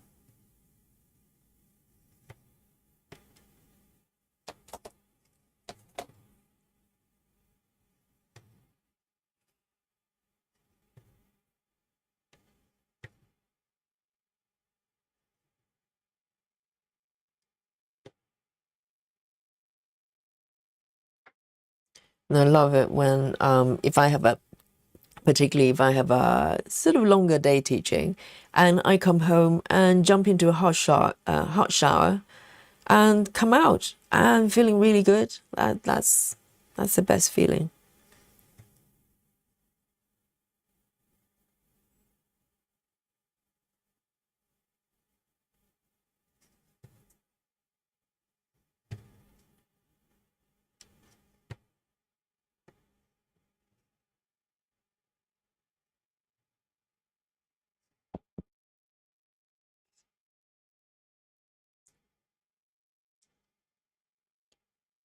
Ah, Joy says, turn on a smiley face in the flipped mode. It makes the stitch area look marked off. Let me try that. Because all I know is, so let me unselect this. Okay, so flip mode is basically revert the stitch area to the unstitch area. So it shows the other part basically. So let me tap on the flip mode. And according to Joyce, when I do that and turn on the smiley face, so can you see that? So now I'm showing the parts that have not been stitched already, which is a vast area, okay, in my case. And if I turn on the smiley face, oh, so what does that actually do then? What does that mean? It's just changing the white background to a different color. So how does that help me? What would be the user case for this? Interesting. This app is just full of secrets. I'm not sure what that does then. Why would you need to do that?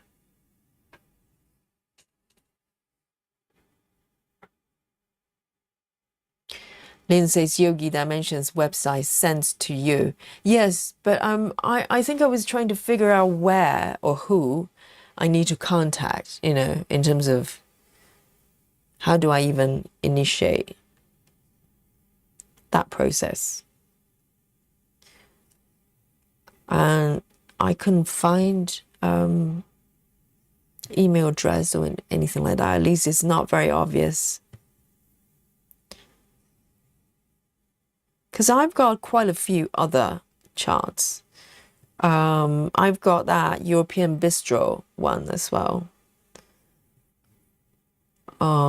which I never started, but for some mysterious reason, I just decided to take that kit apart and took all the flaws and combined them on the bobbins. So, and the pattern kind of just mysteriously disappeared as well. So, oh, seriously.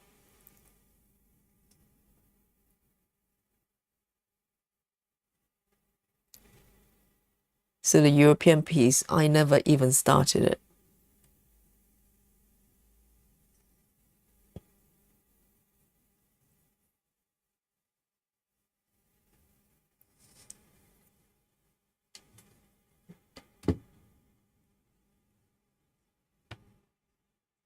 Okay, I don't want to wander too far. Let me just do a few more stitches here.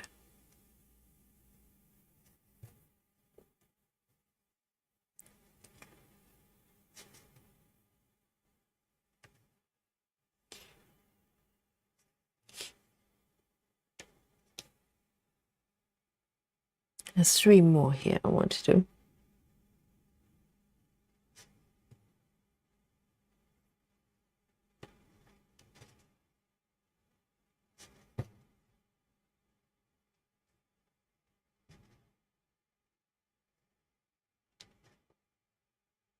Hey, Karen. Karen Southland is reporting from work club. Good morning. Probably on the way to work, or maybe working already. Welcome. Whoops.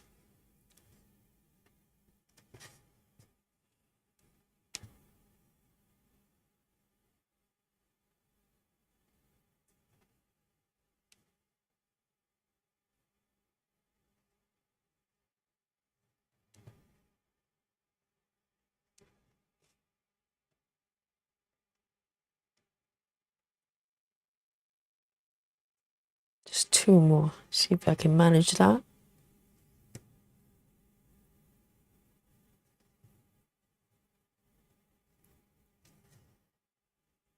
One, two, three. 1, 2, 3. All right then.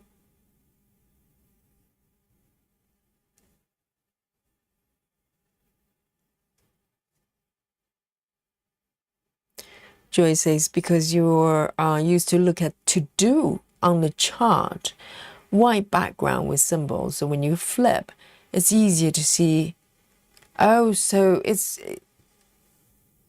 right. So basically to mask off all the stitch area.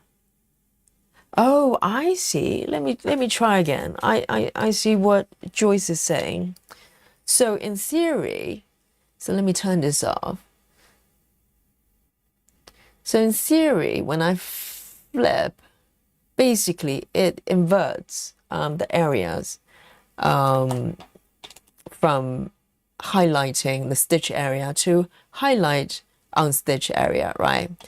But what Joyce is saying, you know, that smiley face, because when we're looking at this mode, intuitively, our eyes are drawn to the unstitched area, even though, you know, technically I have inverted the view.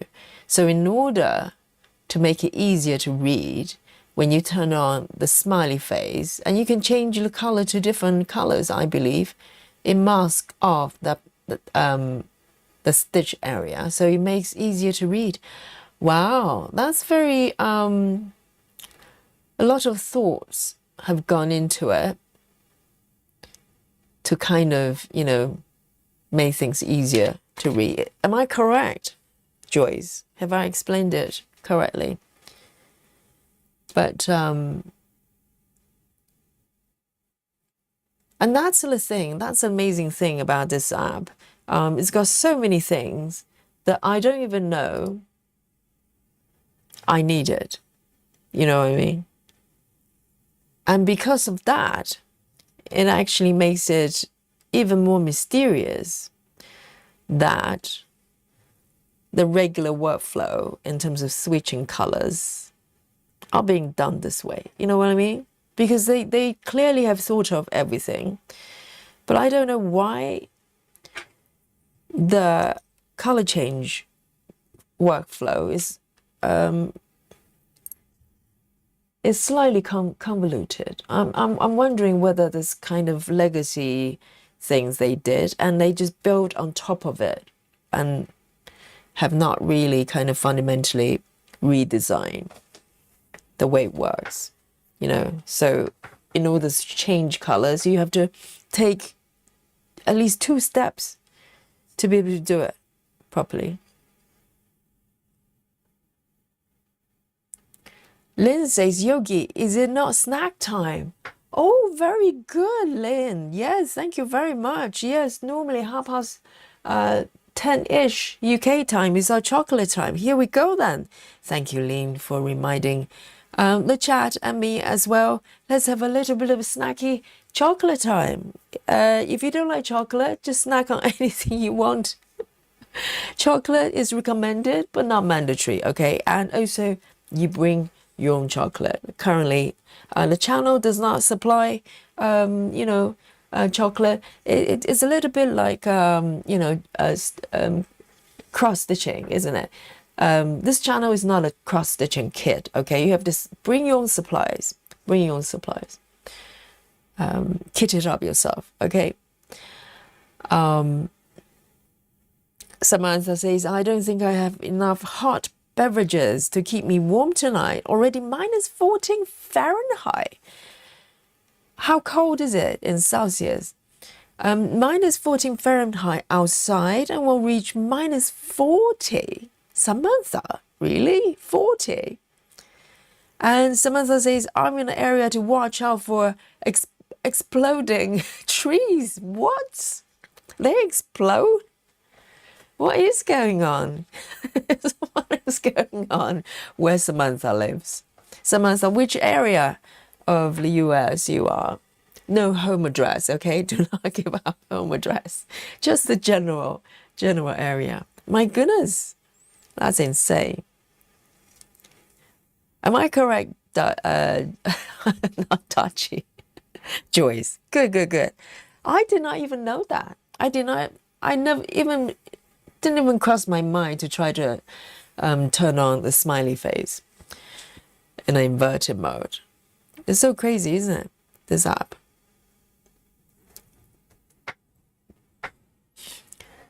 Suzanne says, if I'm working on a lot of light colors, I'll turn on the smiley so that I can see the colors I've already done. So let me have a look then, because I really haven't touched that function much, because partially because I don't really understand it. So this is the normal mode. Okay, this is showing the areas I have done. So according to Suzanne, if you turn on the smiley face, yes, I've seen this. So right, but wouldn't this just disorientate you because you have no reference? You have no reference point in terms of colors and symbols. Interesting.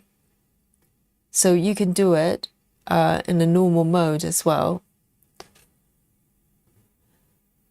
So when I watch, you know, that lady stitching masterpieces, she always uses the smiley face for her stitched area, and I always find it fascinating because for me that would be, you know, so disorientating because I wouldn't know where I am.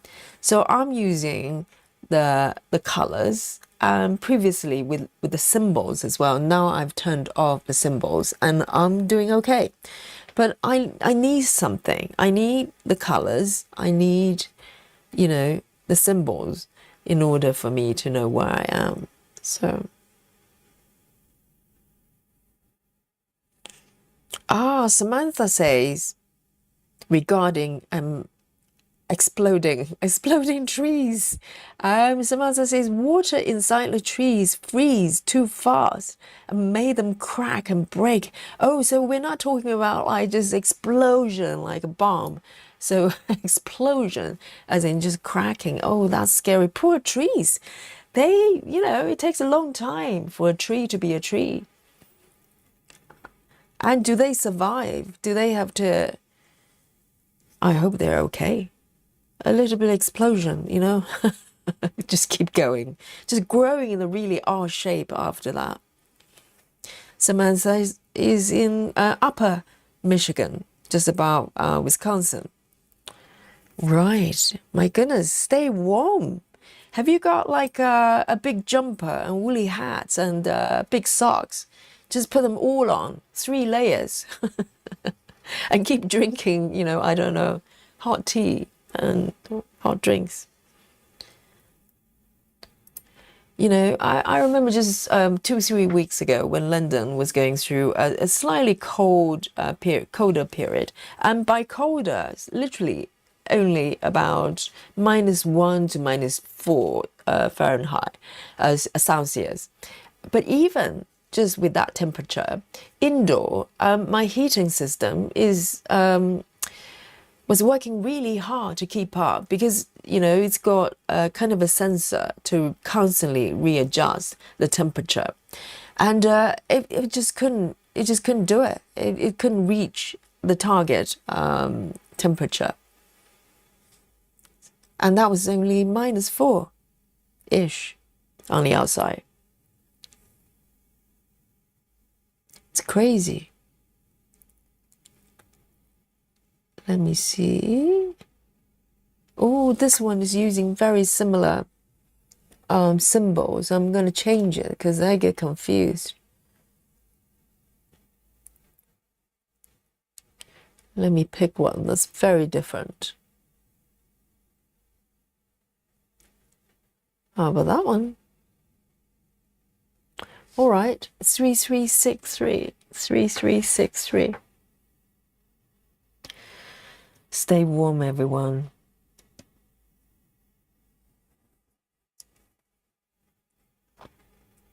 Oh yeah, we were having chocolate, aren't we? I forgot totally. Seriously, I get sidetracked.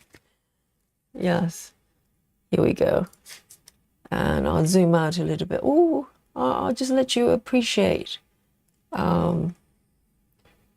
this little pattern there. Just look at this. It was so fun to stitch.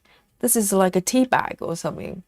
And here we go. Today, I have a slightly different chocolate to enjoy. So this, I run out of my usual chocolate, okay? So I need to top it up. But until then, I've got this one. I got a while ago a lot of fingerprints on top. This is from Waitrose, which is a supermarket in the UK. And this is from their range, 75, which is perfect for me. So let me have a look. And I like the fact that it's got a proper tin foil, because my go-to chocolate, Montezuma, they kind of switched to wax paper. I don't like it. I like my tin foil with my chocolate. So let me take a piece here. There you go. Cheers, everyone. And I hope you enjoy your snackies, whatever you're eating. Let me know. If you're not eating chocolate, what are you snacking? Hey, Shayla. Or Shayla. Hello. Samantha says, I live in snow country. Yes, no kidding. And, you know, exploding trees as well.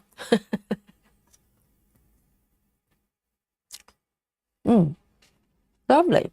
Very, very nice. Maybe I'll buy it again, because sometimes I tend to buy things I already know very well. But this one's really nice. And I like the fact it's not sweet. It's not too sweet. Hey, Kathy. Kathy says, hi, everyone. Just popping in quick to say hello. Hello.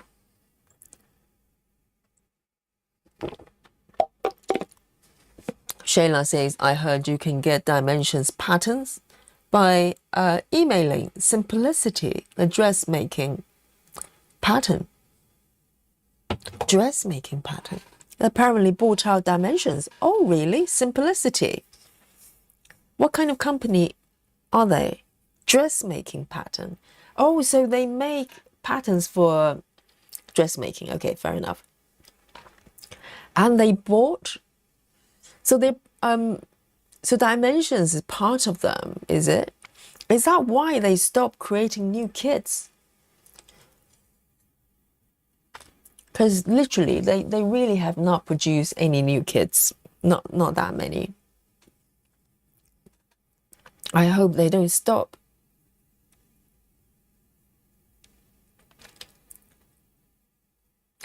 Sarah says, I think minus Fahrenheit is also minus Celsius. No.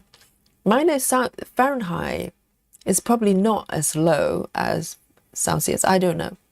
I can't do conversion. Joyce is enjoying. Cinnamon tea. Very nice. Very, very warm, heartwarming as well.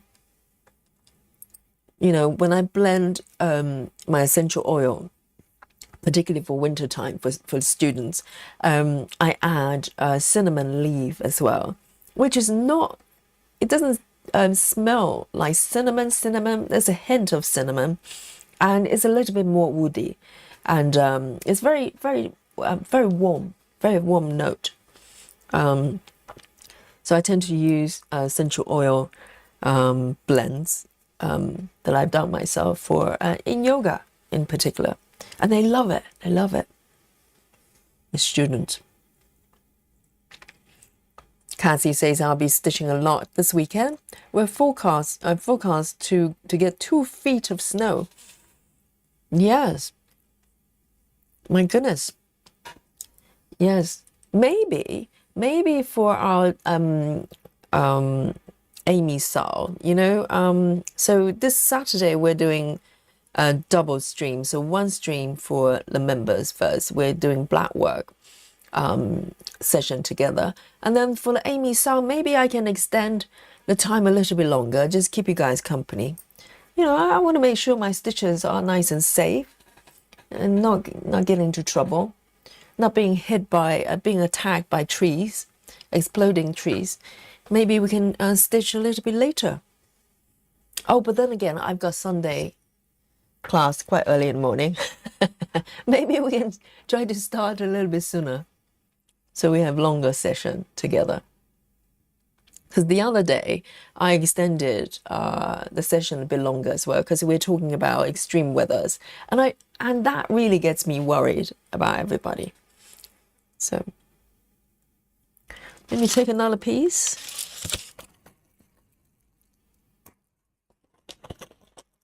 Oh, I like the sound as well. It's very good chocolate. When you snap it, you can hear it really well.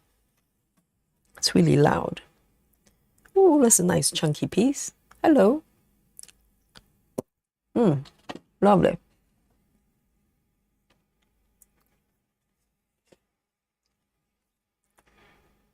And let me bring on my work mode.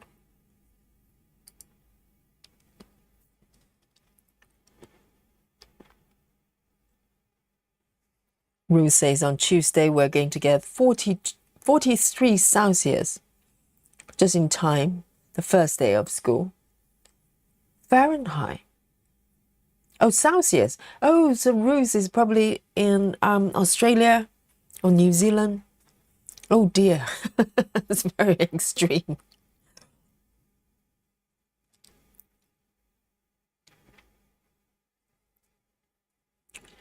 Sarah, I think your converter is broken. I think Fahrenheit and Celsius, they're quite different. All right.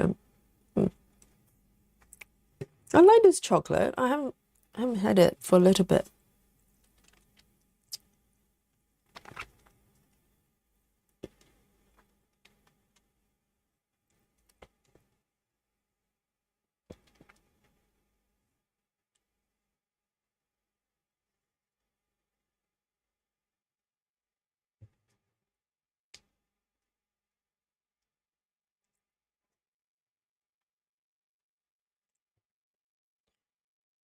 Four more stitches.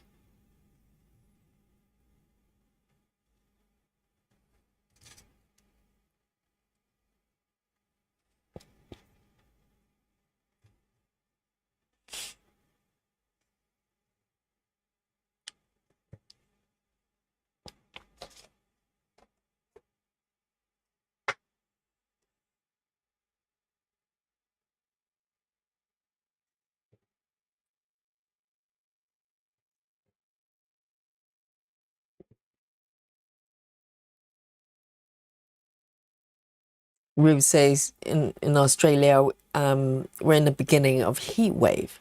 So normally in Australia, at this time, does it go up to 40 degree and 43? Is that normal, or it's slightly hotter than it normally is? Because 40 something sounds crazy. It sounds pretty brutal.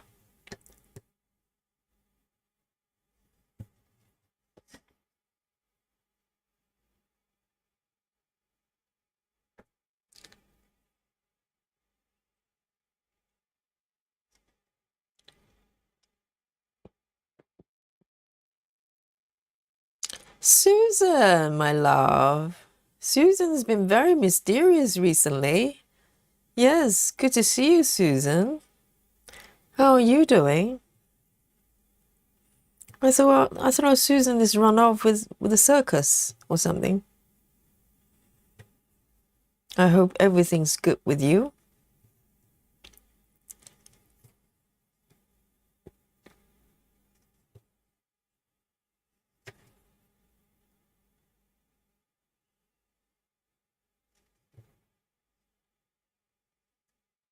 Here we go.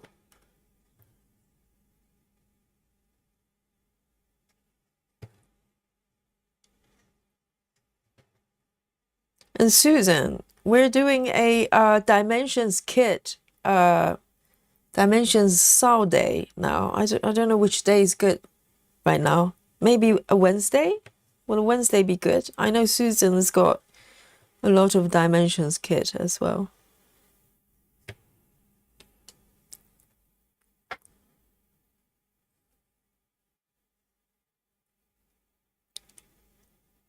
One, two.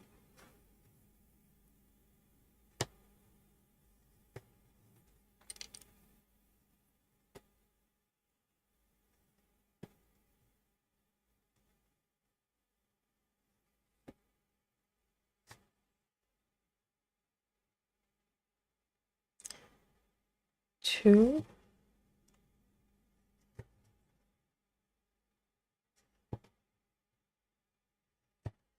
Let me just mark these ones.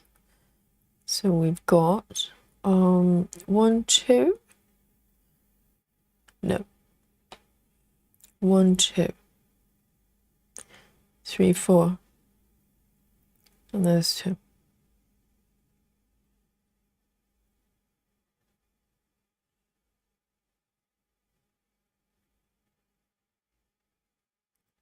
There.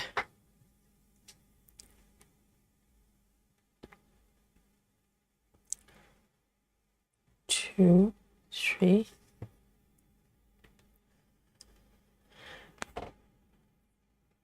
Oh, Susan says, hello, Yogi. No, I run off with traveling library. Plenty of dimensions, kids. Yes, run off with a traveling library.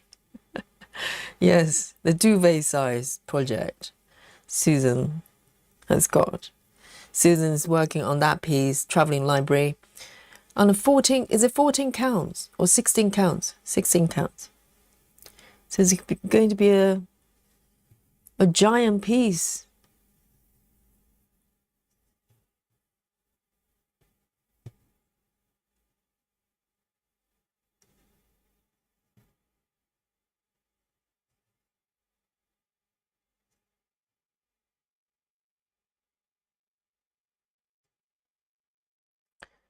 Oh, is it confetti with the regular color? So Susan is working on the regular side,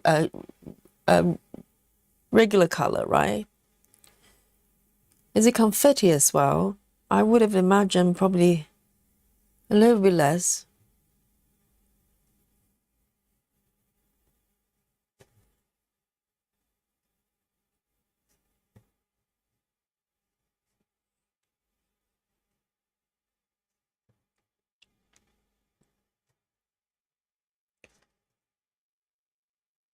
Something's happening here. I don't know what it is.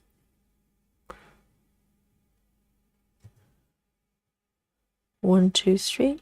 1, 2, 3.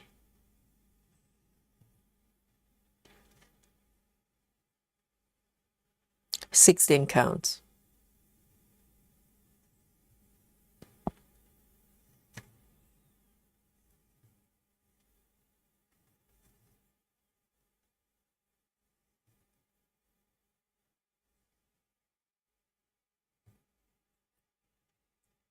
One, two, three, four. 1, 2, 3, 4.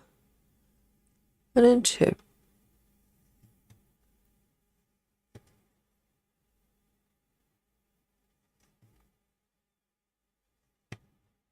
Okay.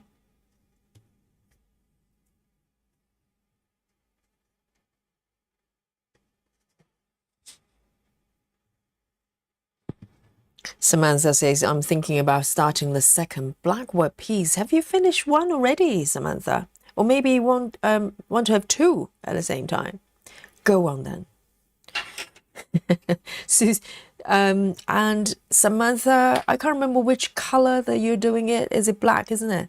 You probably need a cone as well, because I'm just slightly terrified by how much thread blackwood is consuming, because we're talking about back stitches, and it does take up a fair amount of thread. And maybe maybe it's time for me to get a cone. Nikki, who shall I talk to get a cone? 310 cone. 3363.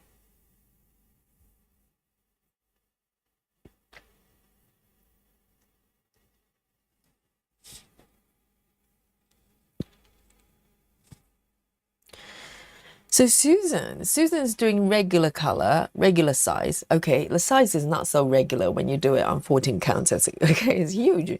But Susan, this is why parking might be nice. Or extreme cross country. Yes, do a little bit of extreme cross country. I think when you're doing longer distance cross country, things would feel slightly less confetti because you're able to take the stitches a little bit far away, and the likelihood of you doing just a single stitch, for instance, it's it's a little bit less. So it might feel slightly less confetti. Who knows? Who knows? All right, then, I am going to go for this one. 535. 535.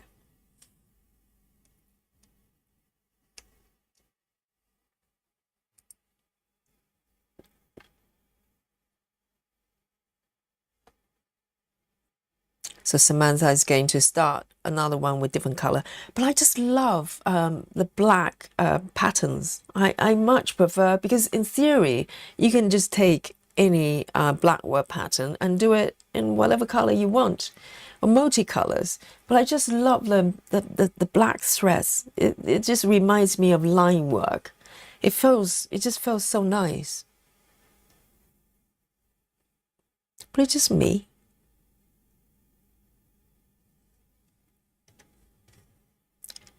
But then again, as soon as I say that, next thing I'm going to do is to do a multicolor one. That's always the case. As soon as I go, oh no, I won't do that, very often it's the next thing I do.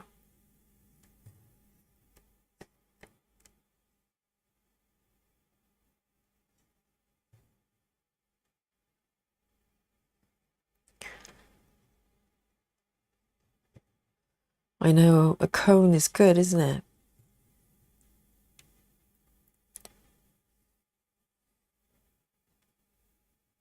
Because normally when you do full coverage, 1/1, a scan of 310 will last me forever. And I was horrified by by how fast the threads are running out.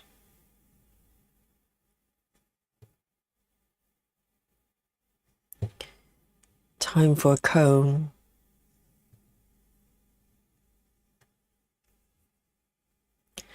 Ruth says, I live in Melbourne. Temperatures are usually low to mid-30s. Okay, that's doable. Mid-30s, still quite hot, but it's, doable. The last few years have had high 30s. This year, we have several days over 40. And also, is it humid? If it's humid as well, it's just about 10 times worse.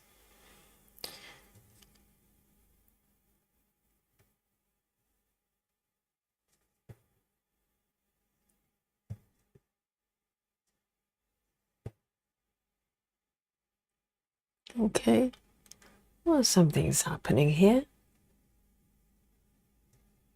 Okay, let me come over here.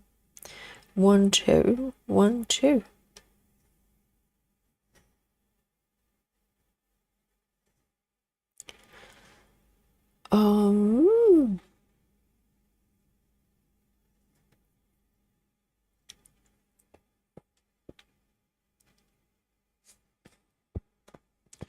Yeah, Susan, give it a go. I don't know what your normal stitching method is. Is that mini cross country?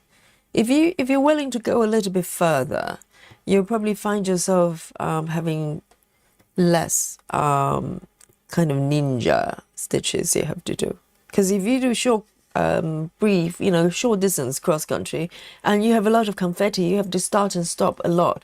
But if you're willing to take it a little bit further, at least you can do a few more stitches before you have to switch. It's all psychological. It's all, you know, ultimately you are doing, you are dealing with the confetti, but it just feels a little bit less brutal, I think.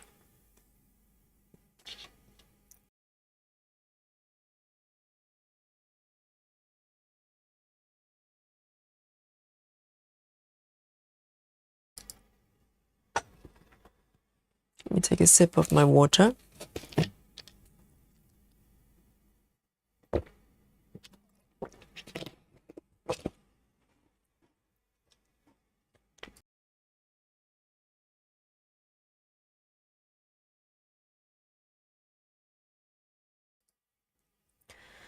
Susan says, did you have chocolate time already? Yes, we just did. You know, Susan, you not being here, I've been missing my chocolate time for several days because I just don't remember doing it.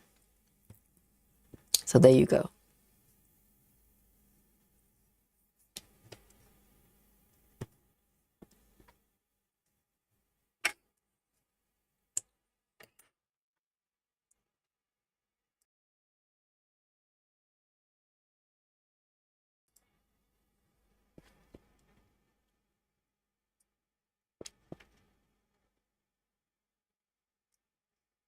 All right.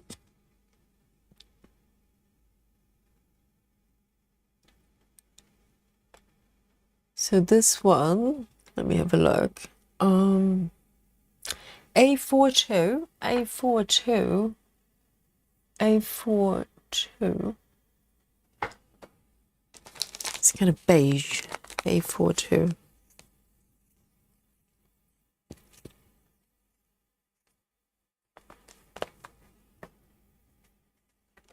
This beige.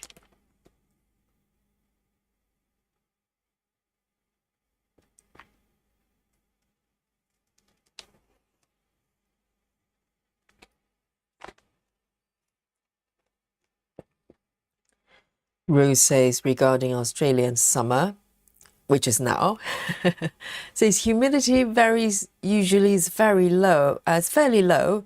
The east coast of Queensland is hotter and humid. Central part of Australia are hot and dry and can get temperature in the 50s. You know, if it's dry heat, it's a little bit more bearable, but 50 is just, I can't even imagine. Because very, very occasionally, in London at least, you will get a day that's close to, I think last year, we probably had a couple of days that's closer to maybe 37, and that was bad.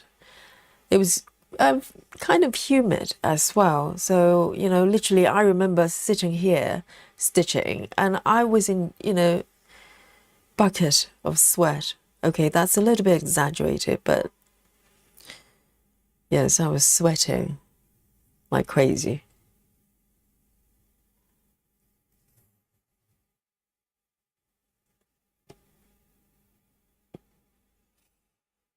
Okay, 1, 2, 1, 2.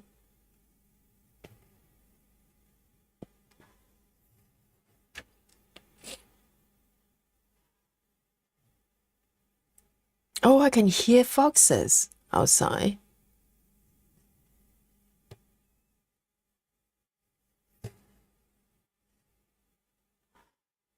I don't know whether you can hear it. It's a weird sound. If you don't know what it is, you probably think there's some sort of monster kind of screaming.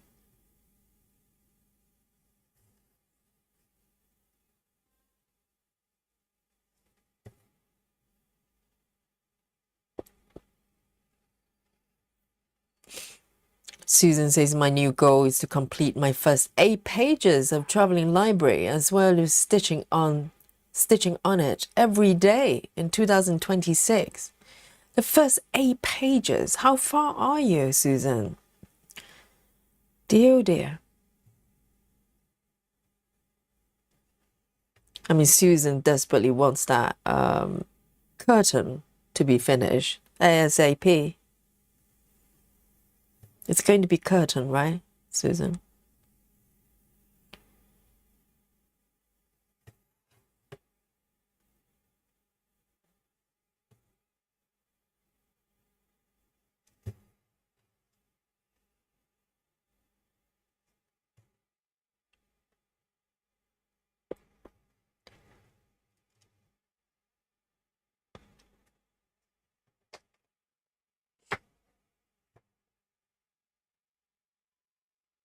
I think the problem with me is if I ever set goals like that to say I have to do, you know, 200 stitches for a certain piece, I'll probably just stop working on it.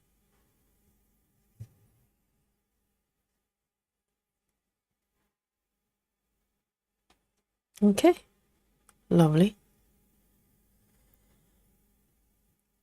1, 2, 3, 4. 1, 2, 3, 4.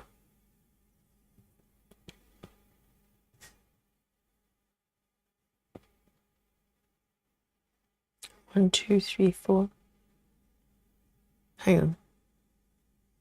1, 2, 3. Next one.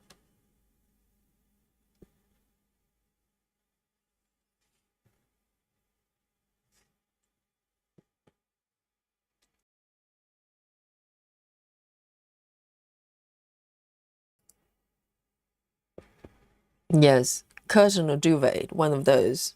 Or maybe both, you know? You can turn it into a duvet and use it as a curtain from time to time if you need it. It's going to be very functional.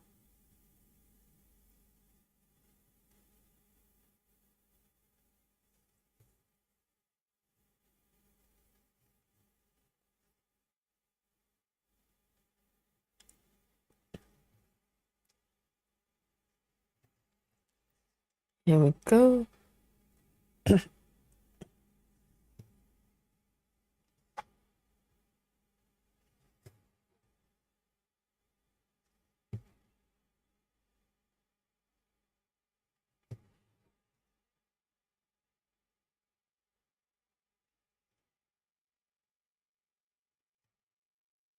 So the distance I'm traveling, I would say it's not short. I try to keep it short, but I just can't help kind of wandering a little bit further. So kind of mid distance.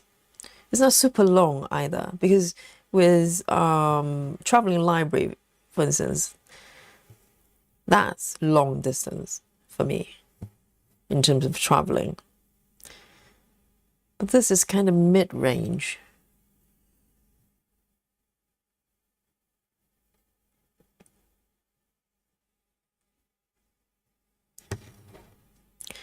And this piece, if I remember correctly, I transitioned to all sorts of different stitching methods.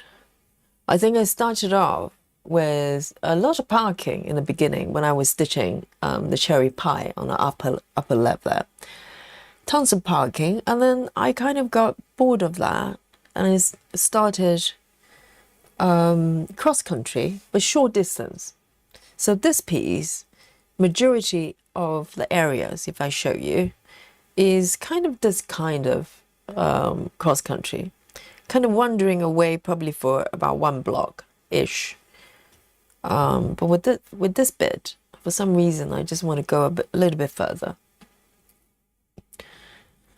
A42. A42. Try to go with the flow rather than trying to impose a method. A little bit like Sarah said today. You know, Sarah's quote today is, don't fight against the flow, flow with it. And that's what I'm doing. I'm taking Sarah's advice. All right then, let's have a look. Ooh, interesting. 647. 647. I need a new thread.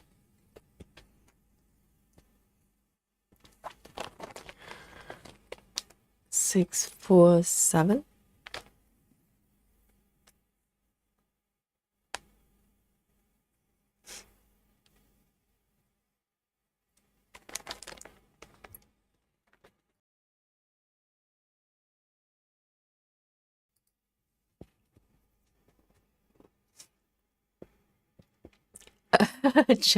Joyce, Ditchy Dutchy signing out. Yes, 99 Joyce, and sweet dreams, sweet dreams.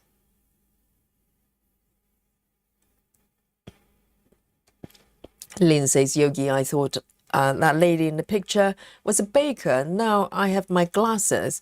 She's not a baker. Is she not? What do you mean? This is not a baker? The baker lady? No? How? Let's have a look. Let's examine the situation. It is. Look. Is she not a baker?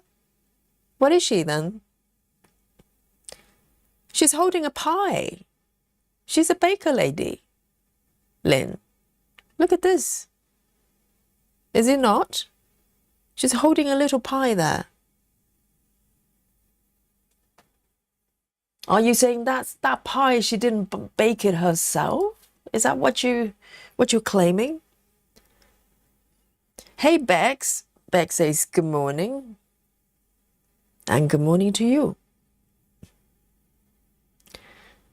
Yes, the face is really good, isn't it? And also, it's really well charted because just within this little area, probably around 10 by 10 area, we've got a face.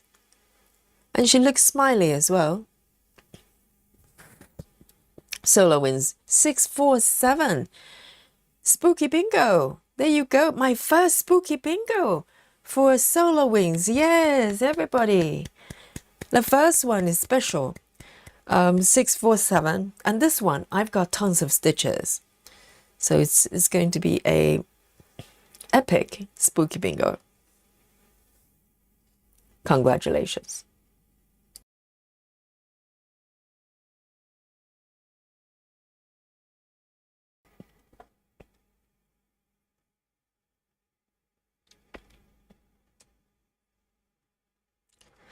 So let's have a look.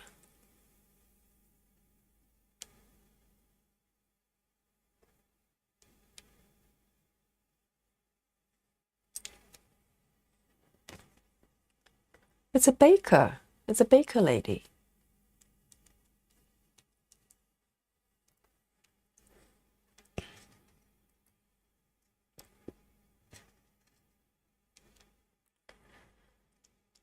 Here we go.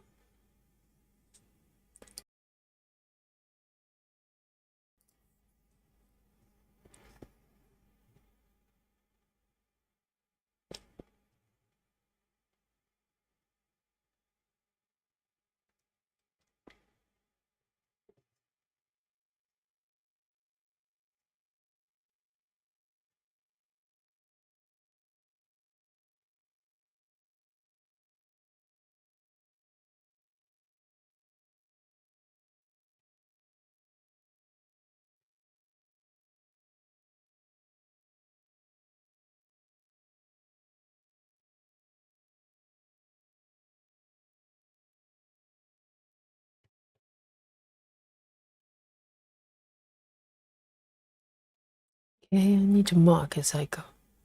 There are quite a few stitches. See you later, Sarah, 99. Great to have you.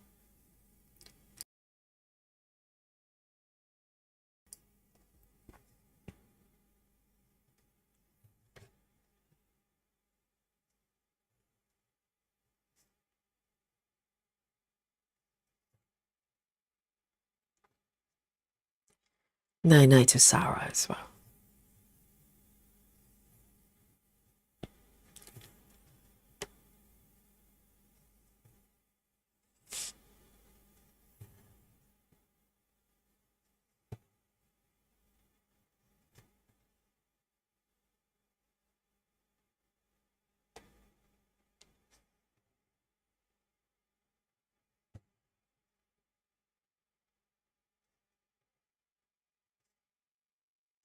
And the weird thing is, this lady here, if I look at her face, she looks like she's smiling. But if I look at the mock-up, It's the same amount of pixels. She doesn't look smiley on my pattern.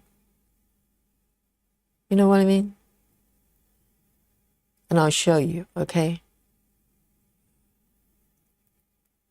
So look at this. If you look at my app here, I think my version looks happier.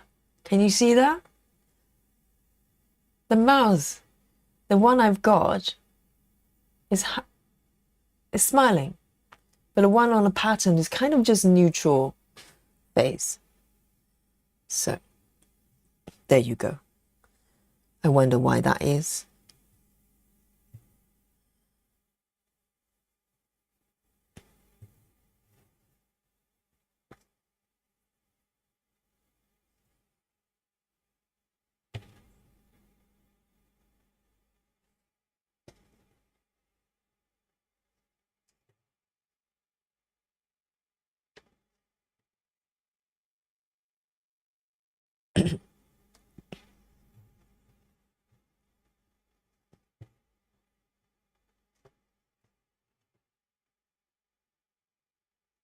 Jeannie says it looks the same. No, I think mine is happier. My version is happier. It's got bigger smile.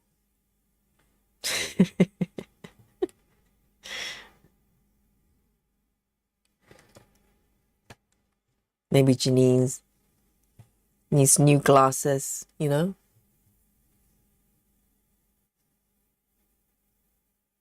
Laura says, it looks smiley on both to me. Come on, guys. Mine is happier. Look at this. Let me turn it on again, okay? You can have a proper look this time. Look. Mine's happier. The one on the chart looks like, yeah, it's all right. Today's an okay day. And whereas my version looks like, hey, I'm the baker lady.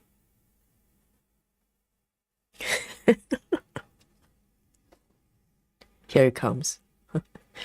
This is not a green crab situation, okay? The lady is smiling, and this is a baker lady. Is there any debate on what she does for a living? I think that's very clear. She bakes pies.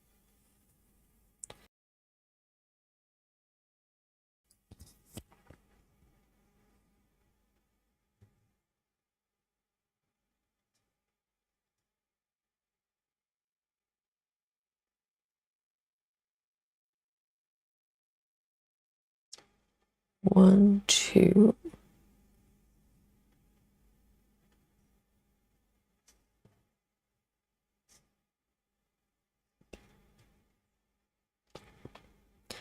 Ginny says, I do need new glasses. How do you know? Yours is happier because you stitched it. Yeah, exactly. That's precisely it. You know, it's created, incorporating my happiness, stitching it.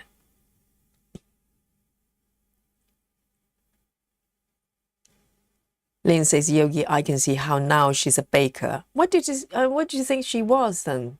It was you, right? Yes, Lynn says she's not a baker. Now she knows. Now Lynn knows she's indeed a baker. She bakes pies. I'm trying to think. Maybe, oh, I know. She bakes cherry pies. So that pie on the upper left there is actually her creation. Now I know. That looks like a cherry pie in her hand. Rose says, yes, because you stitched it. Yes, I know, I know.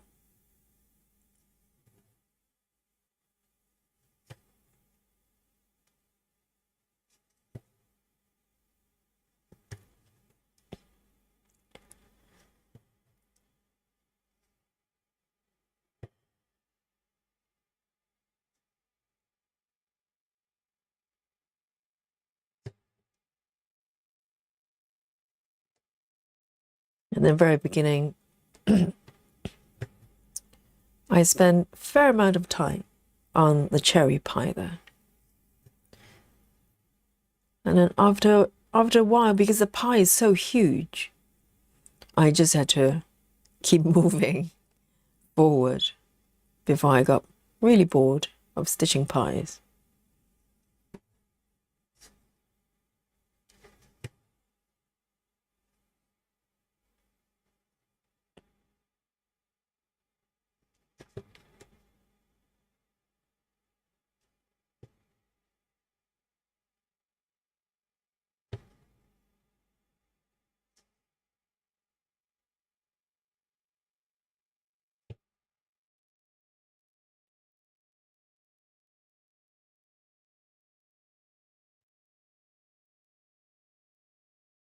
Trying to figure out what this is.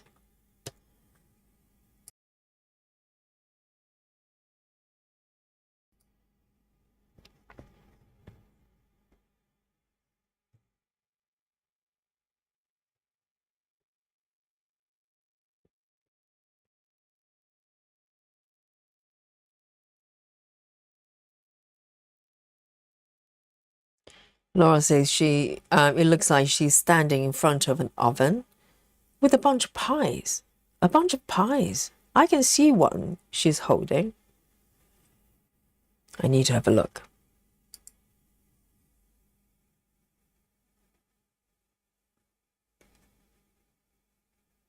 Oh, that's true. That's the bit I'm stitching, actually. I was wondering what that green area is. That's quite true. Because behind her, that looks like a shelf with all sorts of things. Oh, I never noticed that. Indeed. It looks like some sort of maybe a shelf at a store or maybe in a bakery. And there's some goodies in the shelf. I never noticed that. Indeed, but she's definitely holding a giant pie there. That looks like a cherry pie.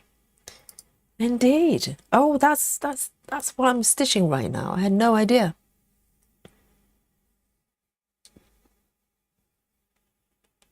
Yes, this is where I am.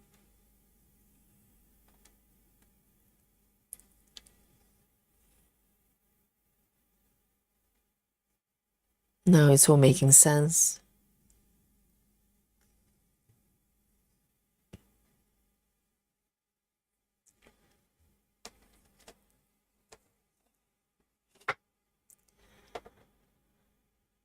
Janine says, I will have some cherry pie right now. I made my husband make dinner and it's not ready yet. Oh, it must be terrible to have your husband making dinner and he's so slow, isn't it, Janine? Just seriously, the husband, get with the program. Make it quicker. Janine's hungry. Janine's wants cherry pie as well. Can you bake one as well while you're at it? A couple of cherry pies. And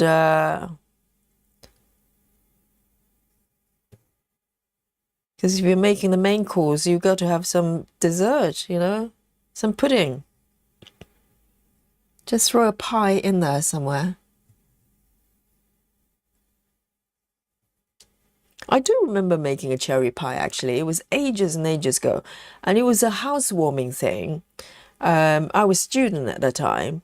And I didn't have a lot of money. So I don't have a lot of money now, okay? just to make it very clear. But I was even poor. And I remember trying to make a cherry pie. In order to make the pie filling, obviously you need some cherries. And I couldn't afford buying fresh cherries and making cherry kind of filling or jam or whatever. So I actually got the tin ones, There's kind of a cherry thingy that you can get in a tin. And when I opened it, it it looked like a tin situation. It's kind of, there's some cherries in there, but it's not jam. It's kind of, it's got almost like jelly thingy, kind of bind everything together, very starchy. And but I managed to make the pie. The pie wasn't easy to do because there are different types of pastries, and you can make the puffy ones the hardest to make. And the one I was making, I think it was short crust or something like that. But I managed to make it, and I remember that pie was so heavy because of the filling. The filling from the tin, it was just so thick, and but I managed it. I remember, and I can't remember what it tasted like. I just remember handing that very, very heavy pie to the person as a housewarming party gift. Oh, Solar Wind thinks it's an oven, a giant oven. It looks more like some sort of display shelf to me. Yes, I think Laura agrees as well. The glass pastry shelves, maybe in a bakery, right, for display.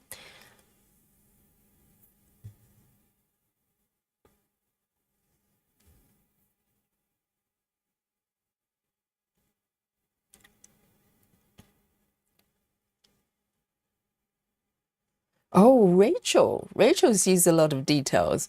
Rachel says it appears to be a shelf with cooling racks on them. Yes, it looks like something that you will see maybe if you go to a bakery. It's got some display sort of shelves. You can go, hey, I want that one. That kind of display.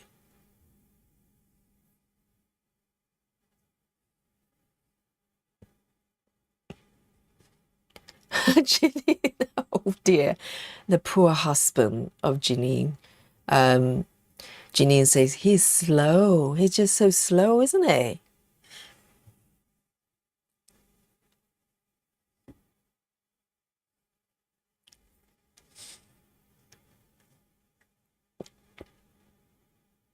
Solar Wind says, no, I don't think it's a shelf. The pizzeria here has an oven like that. Huh. But the lady is not making pizza. The debate goes on.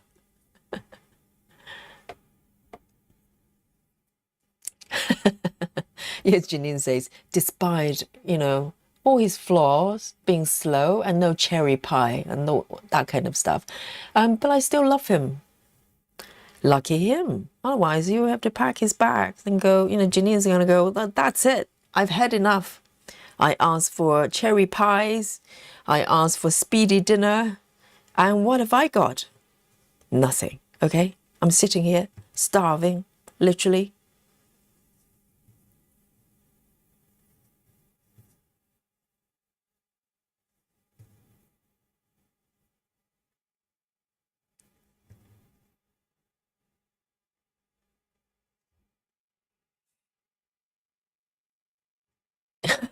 Lisa says, Yogi, I do not have my glasses on. Yes, I hope the guinea pigs didn't steal your eyewear.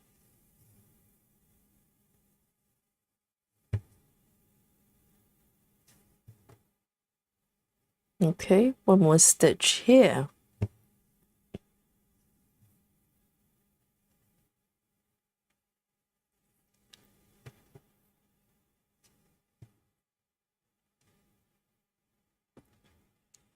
Rose says it looks like a bakery display to me too. It kind of makes sense, isn't it? She's the baker lady and she's going to bakery and she just brought some pie in her hand coming out and she's going to place that pie in the display behind her.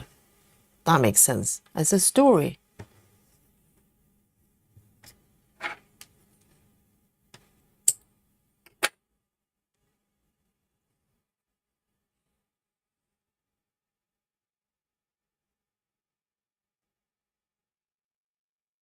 All right.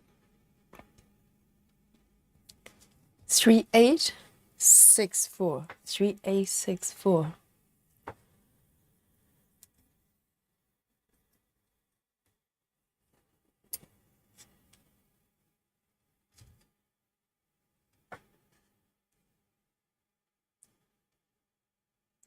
Lee says Yogi like, yeah, yes, Lee probably have to go to Specsavers.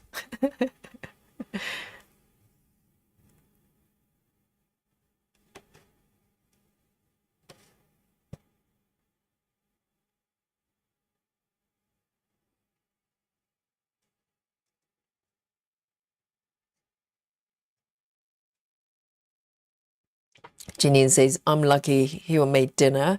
When I don't feel like it, he's a keeper. Do you mean he doesn't make dinner every day? Oh, how dare him. Seriously. Maybe time to trade him for a different model, you know? The one that makes dinner every day and bakes cherry pies as well. We need an upgrade, okay, Ginny?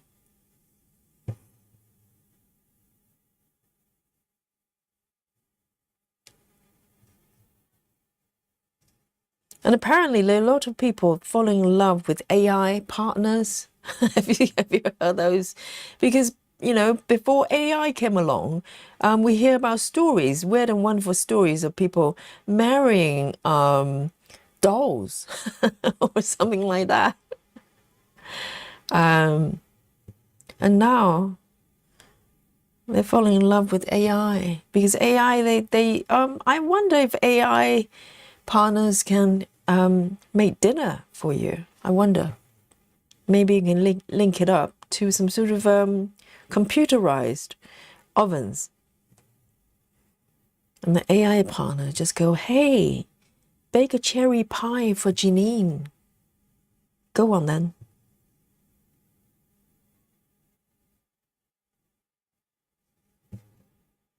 I'll definitely marry an AI partner if the person can do the cleaning for me. That would be, yes, that would be it.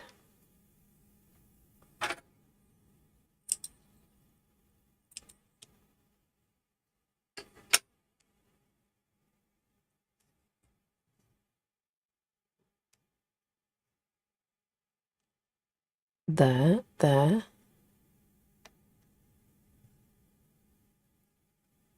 Where's my thread? Here.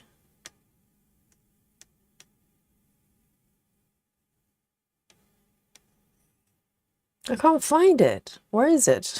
Oh my. Where is it? What am I looking at? Why do I feel like there's something not quite right here? Oh, here. Okay. That's why. I'm looking at a totally wrong location.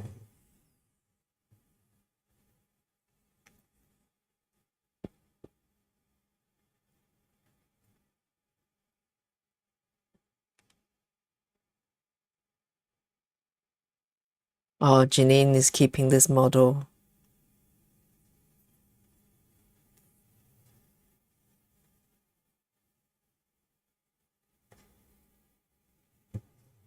Two.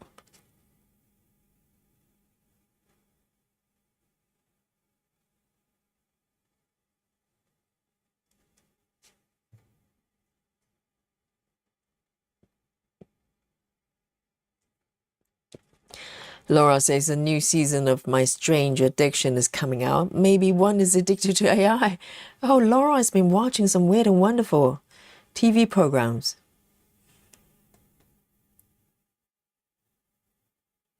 I know.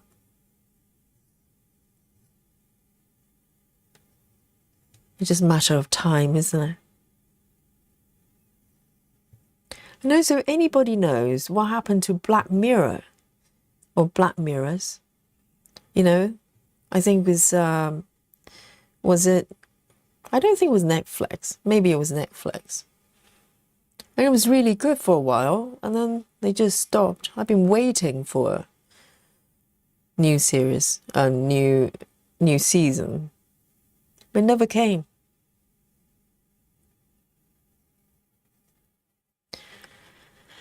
One, two, three.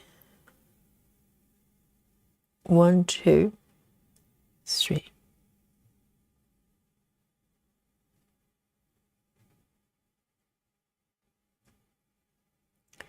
1, 2, 1, 2.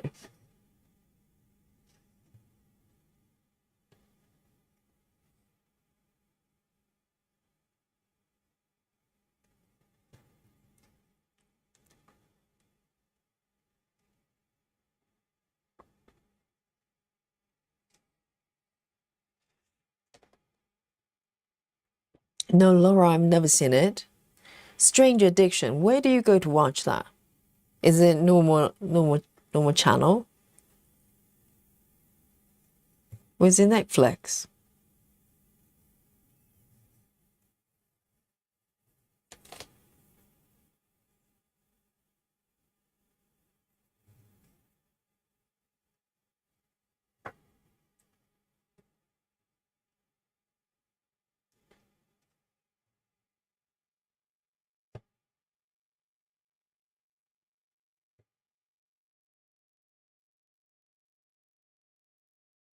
One, two.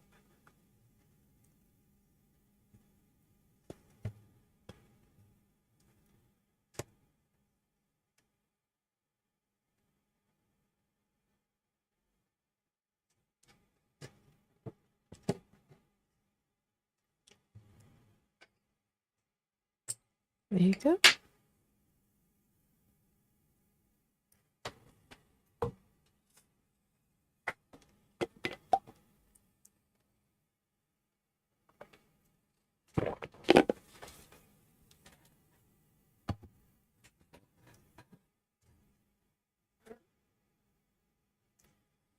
Most of the times I'm watching trials.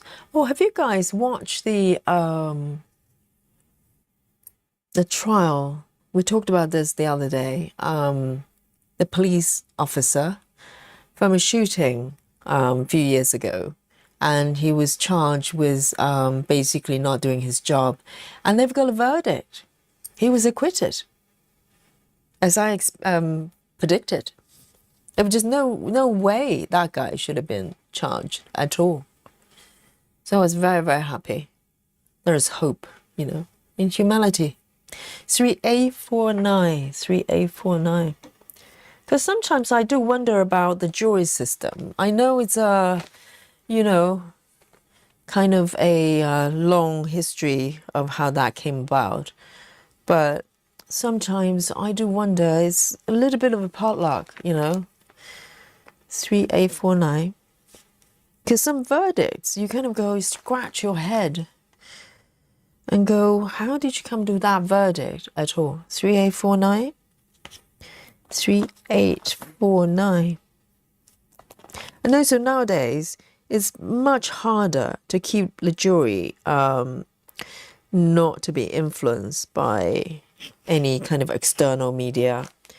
Maybe in the olden days, if you don't read newspapers or watch TV, then you're good. But nowadays, even if you're not actively looking, so for instance, if you're a juror of one of those trials that's ongoing, and you come to this stream, and I'm talking about it, what do? Because you probably don't expect to talk about trials and stuff. But in this chat, we talk about everything. So how do you prevent jurors from being, contaminated in terms of information when they're serving as jurors?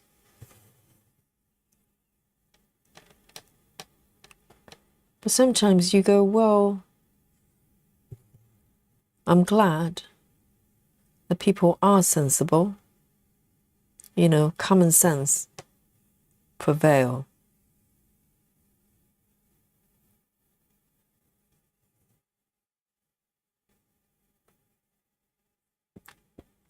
Laura says TLC show. Okay, TLC, is it like where do you even get it? Can you get it on YouTube? Or do you have to watch a TV? Laura says, the past episodes, lady who ate memory foam. What? Lady who ate memory foam padding or sniffing gasoline. Are they pregnant? Maybe it's normal if you're pregnant. What? How is that even edible? Do you not get sick? And sniffing gasoline, I have heard people who like it. I mean, the smell of petrol, literally, I probably just get ill just sniffing it. But I have heard people who like that kind of smell. But also, I'm one of those people who like smelling sulfur, like matches when you burn it. I like it. But some people don't. I wonder if it's kind of a genetic thing, like asparagus. No, asparagus, like coriander. Some people are made to like it. Some people are made not to like it.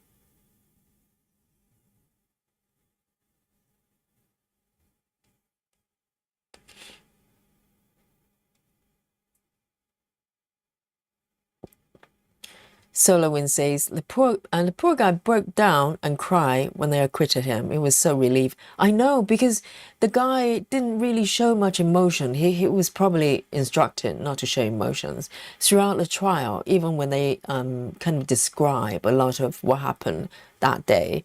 And yes, I was crying as well. I have to, because imagine, he had nothing to do with the crime. He didn't do anything to anybody.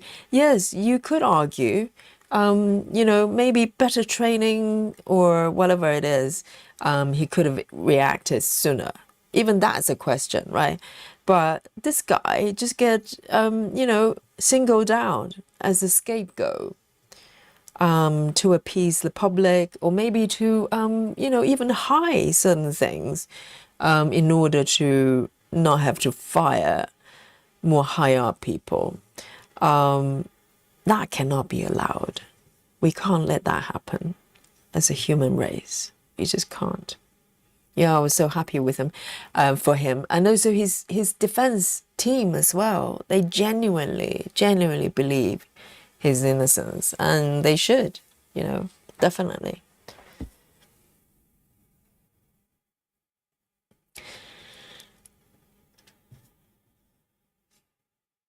Lin says, Yogi, I would not put the pie in a display. I would just eat it. Very sensible. Yes. Just eat it. That's easier.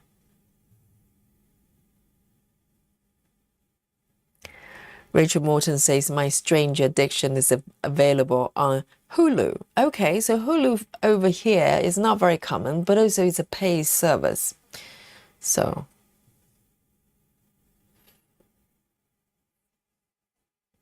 Chrissy, hello, Chrissy. Chrissy says, hello, everyone. I'm so surprised but glad for outcome. Oh, regarding the trial, there was a lot of stuff I didn't know. Ended up going back and watch it from the beginning. Yes, Chrissy, that was it's a really important trial in the sense it's kind of setting another example. I was talking about there was another officer from the Parkland shooting as well, going through similar things, Scott Peterson. And it's important, to kind of send a signal to the prosecution. They cannot being used as a vehicle for political games. Literally, this is, by prosecuting him, they're hoping that people are going to just go, okay, this guy is convicted, so therefore, no problem now. That was all his fault.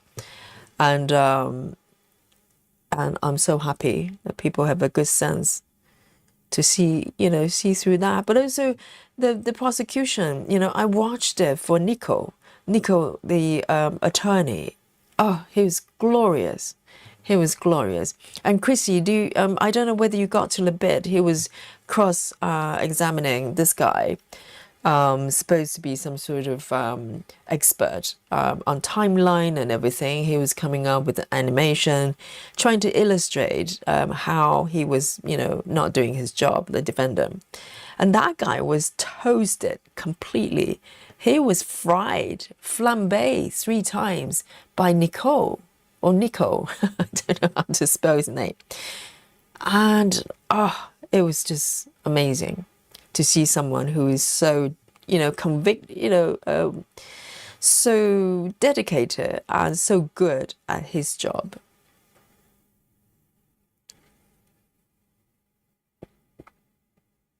So Samantha has been watching Strange Addiction as well.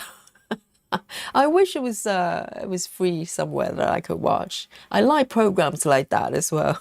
It's just weird and wonderful things that people do.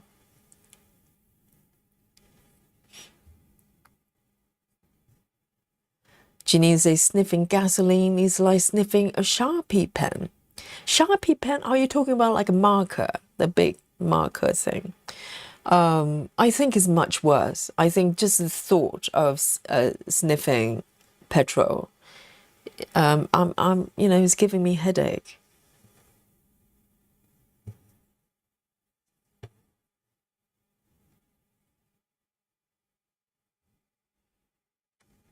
Busy Mom says sitting in my car to pick up my groceries from Walmart, and I'm just saying it's crazy here.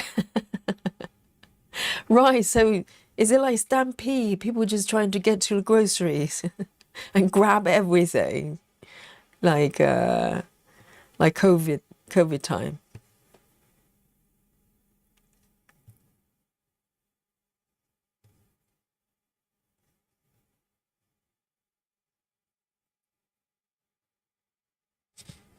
Rachel Morton says in high-profile trials, the jurors are sequestered and watched by guards.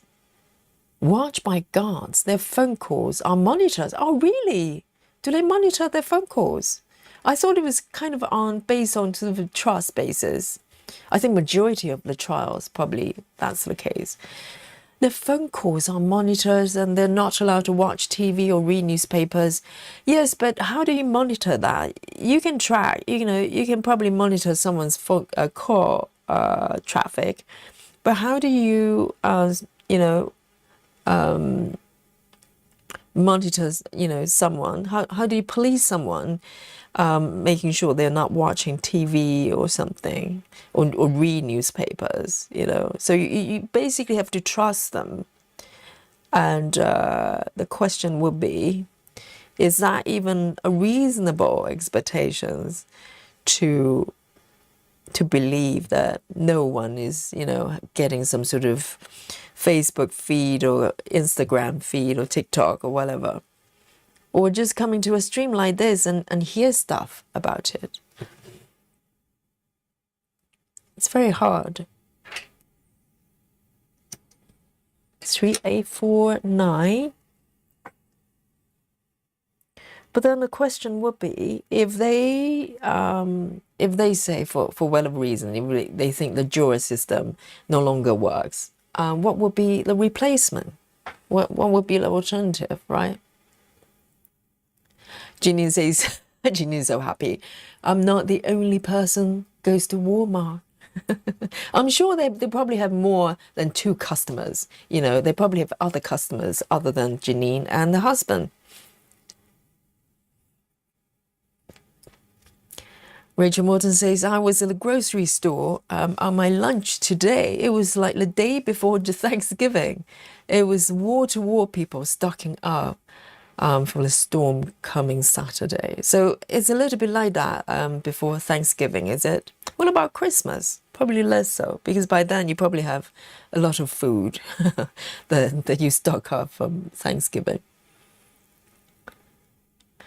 Yes, it's about the unknown, isn't it? If the storms happens a lot, people probably would be a little bit more relaxed about it. 966, 966. Hopefully they have plenty of, food in the shop. Because at COVID time, they actually ration you. So you can't buy 10 packets of something. But I don't think they're doing that now. 566, 966 rather.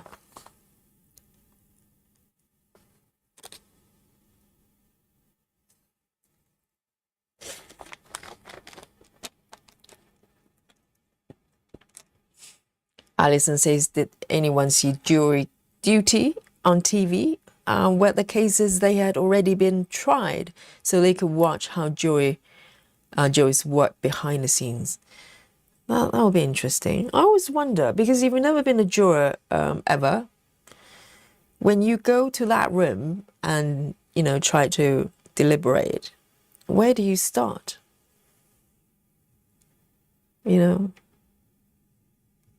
you just sit there, just look at each other and go, hey, you know, it's been fun. But what do we do now?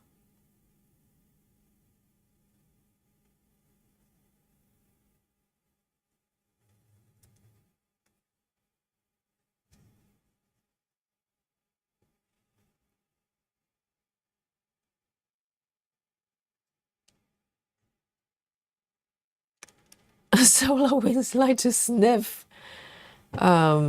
marker pens. That smell, it's not great. I don't particularly want to sniff it, but I'm okay with it. But petrol, I can't imagine sniffing it. Why would I want to do that?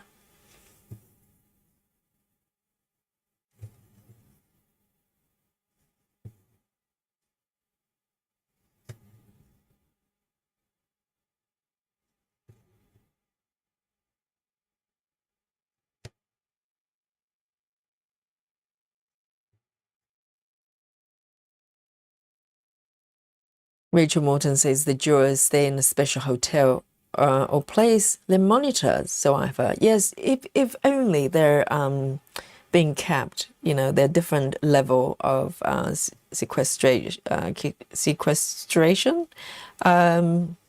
Yes, I think unless something is so high profile and there's a high risk of jurors getting, you know, sort of contaminated with that information. I think majority of the trials, they just go home, don't they? And they just hope for the best. 966.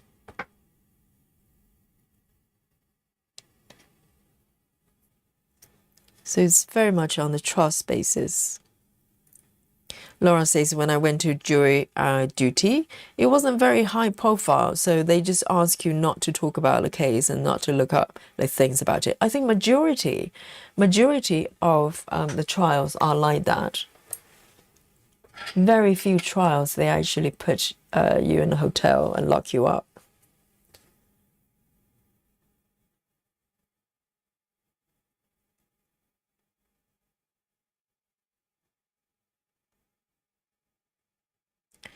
Three, 3364.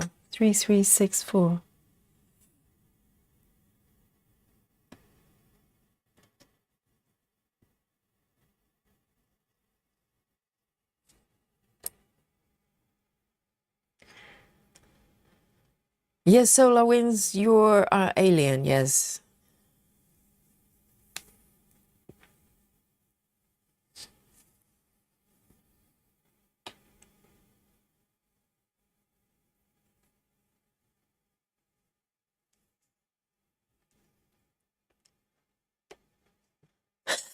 Solar Winds says, no, I don't sniff it on purpose. If you do, Solar Winds, you have to go on that program.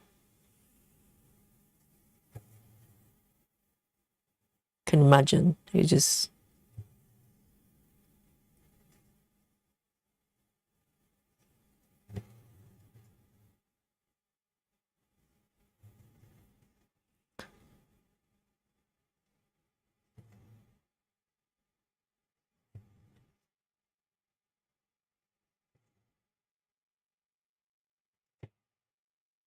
do a little bit of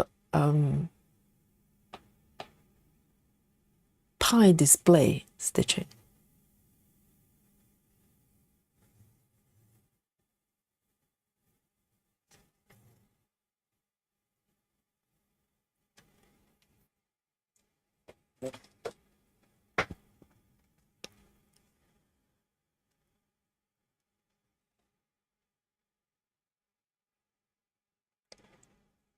Oh dear.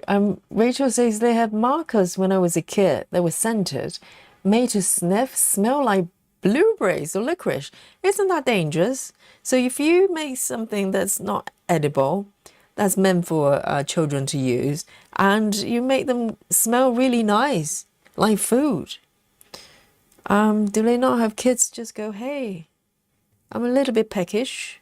Let me just have a taste of this delicious blueberry markers.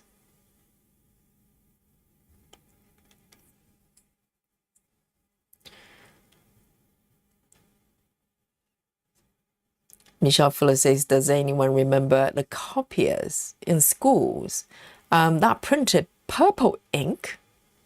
We would snip the paper as soon as they were handed out purple ink.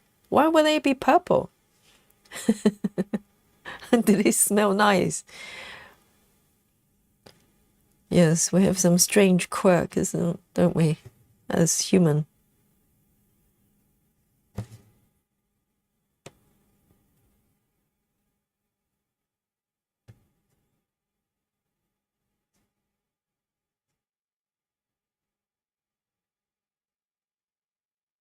But I do like the smell of papers, you know, like newly printed. That doesn't have to be newly printed, like a magazine papers, glossy ones. There's a certain smell. I don't know if it's coming from the ink or is it coming from the papers. I like that smell. But it goes away after a while.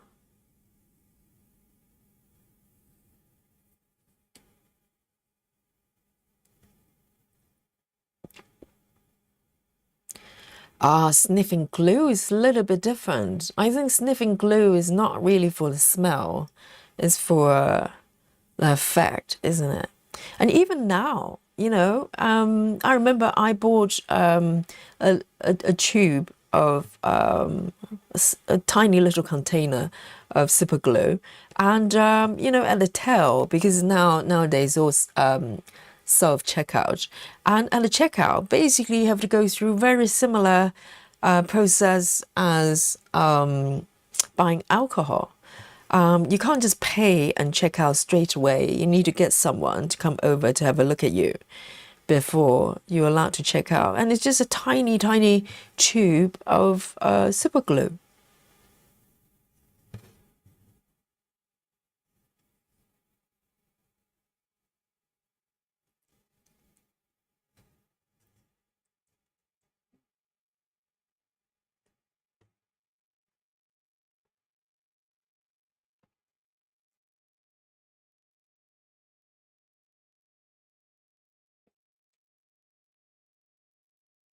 Laura says I have strawberry scented rulers they sell at elementary schools. Wow. I think it's dangerous, isn't it? But then again, it's probably very artificial smell. Kids probably go, I know there's no strawberries in this thing.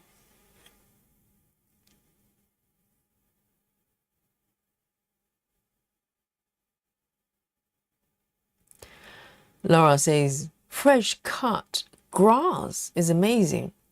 Oh, I can imagine that. It's just a smell of nature, isn't it? Grass.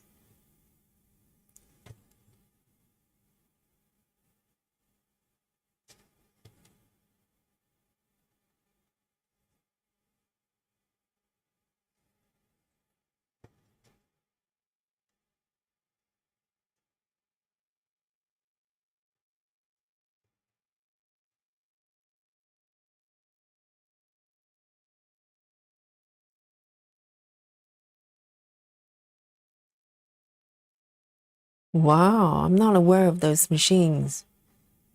Does it smell nice? Why is it purple though?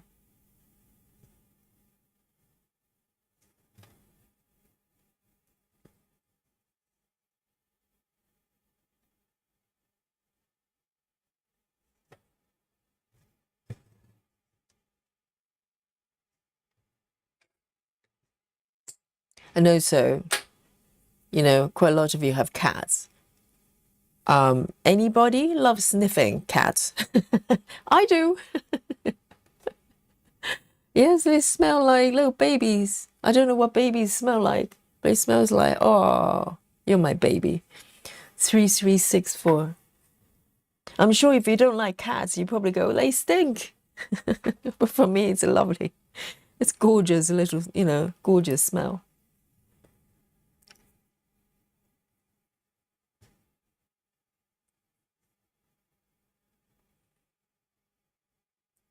Rue says the children's scented markers are not toxic. And if they put in their mouths, it will not harm them. Really? Like ink. Like marker ink is not toxic?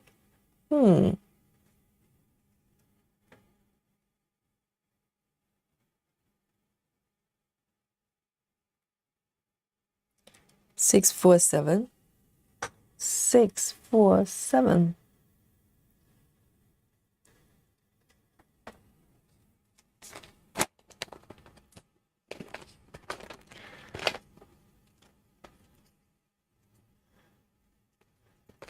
Six, four, seven.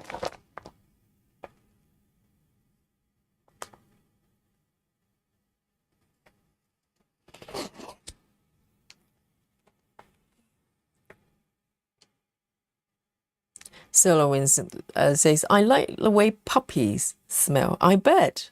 Yes, I can imagine. Or even not even baby dogs. I think, or dogs. If you love them, they probably just smell really nice for you. I like to sniff Dolly's belly. It just smells so good. I cannot describe what it is, but it just smells so good. Maybe I need to go on the program.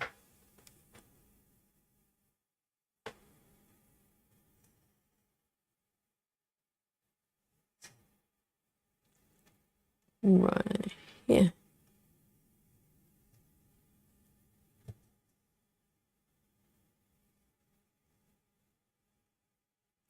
Rachel says, I love the way my cat smells, so sweet and fresh. Yes, I can't describe it. It's just it's really warm and just yummy smell. I'm sure it's just, yes. For Ebony, for instance, if she doesn't, if you don't like cats, oh.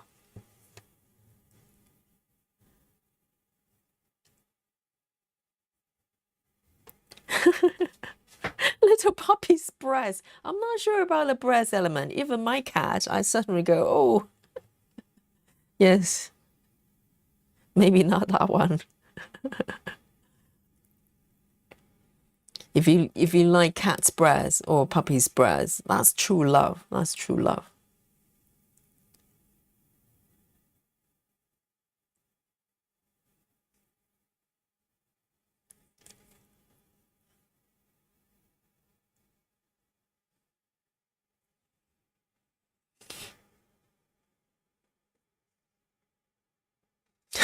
Rachel says, I love how Liam smells. He smells so good. Okay, yes, it's important to highlight Liam is a cat, okay? Not a boyfriend.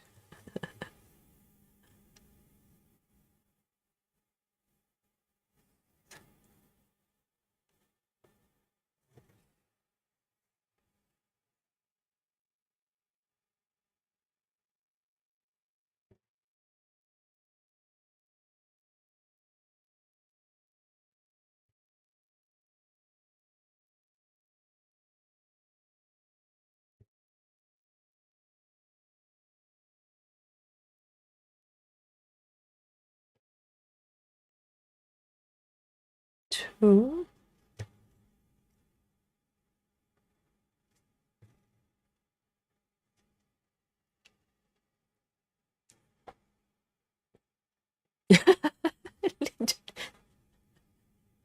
What, Ginny? Janine says, thank God you didn't say Liam was a baby. I hate how babies smell. Why? Babies smell good, don't they? I can't remember the last time I sniffed any babies, but I think they smell good.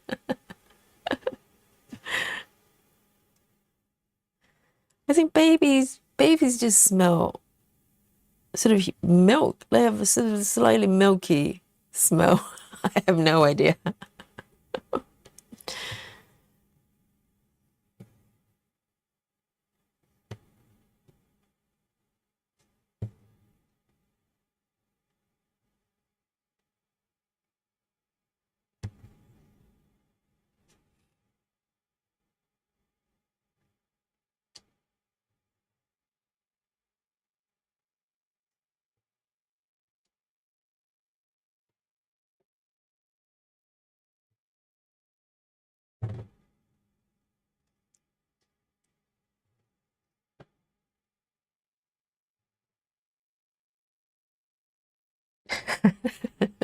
Rachel says, people think Liam's a roommate or something. Yes, he sounds like a roommate. Like a flatmate just going, hey, Liam, stop stealing my food in the fridge, you know. Or Liam, turn the stereo down.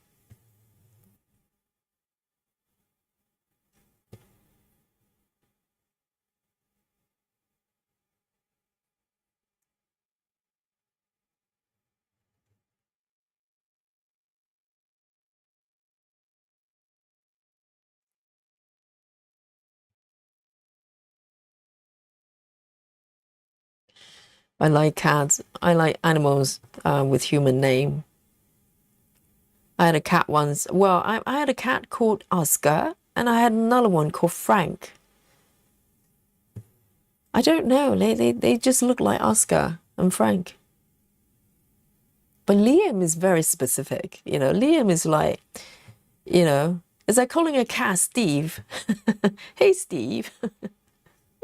Because some human names are more popular for pets, you know, like Oscar is one. Oscar, you probably get that often. Frank as well. I think Frank is kind of relatively acceptable as a cat name or dog name. But Jonathan doesn't sound very much like a dog. Jonathan.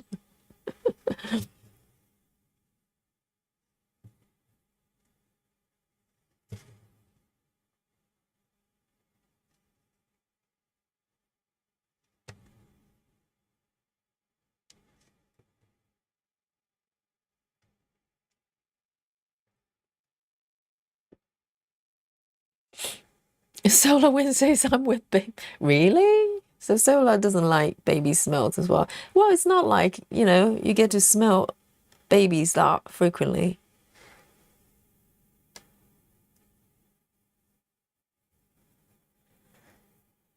Samantha says my cat's names are Winslow, Mittens, and Pearl. And then I have two chocolate Labrador brothers named Copper and Todd. Yes, those names are, you know, slightly playful. Maybe in the storybooks, you know, you get sort of animal characters with those names.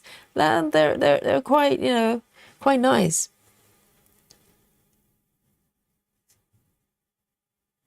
I'm just trying to think of names that's just so not so not like a pet name.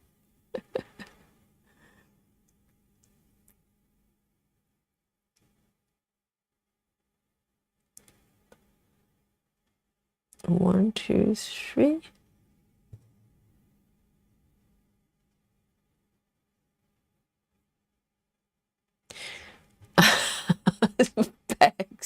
Bex says, I used to have a pet turtle named Frog. Okay, that is just misleading, you know.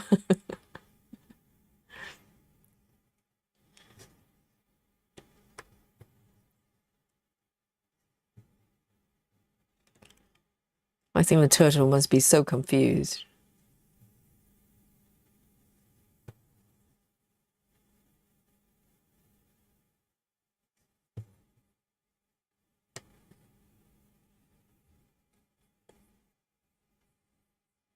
Do people smell babies' heads? Why would they do that? I'm struggling trying to recall last time I actually, you know, near a baby. So I have no idea.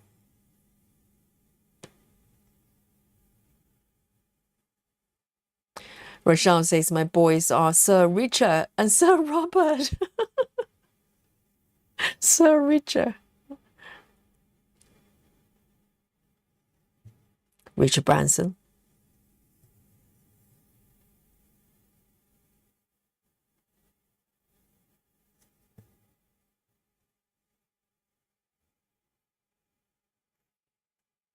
Love John says my friends have two cats, Mama and Exo. Mama. Mama. Stop making stop making a mess.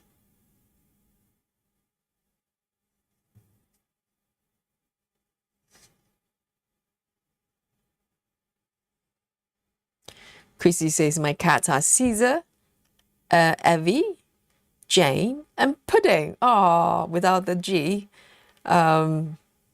And pudding, or is it pudding is rather? Um, wow, and Daisy Me as well. Double barrel name.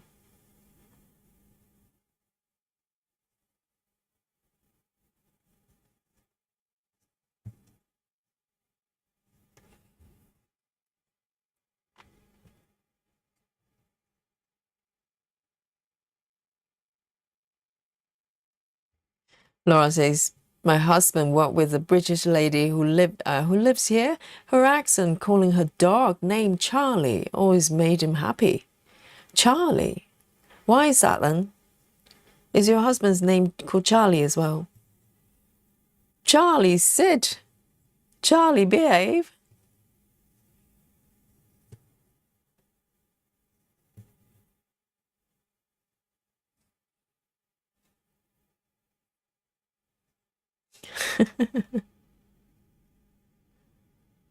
Janine says I had a name called Joey. Joey is quite, can be a pet name. David isn't. David isn't a very pet-like name. Some names just feels like it has to be a human.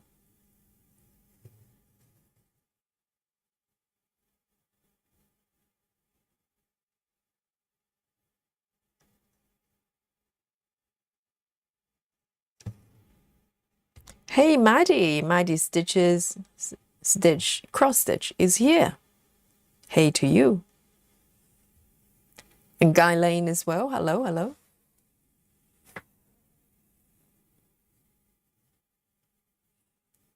And Laura's got, quite a few cats. Do you remember all their names? Or do you get it mixed up? Or do you just number them? Number 5, Number 2, come here. Because when you have more than 5 cats, names become a little bit of a struggle.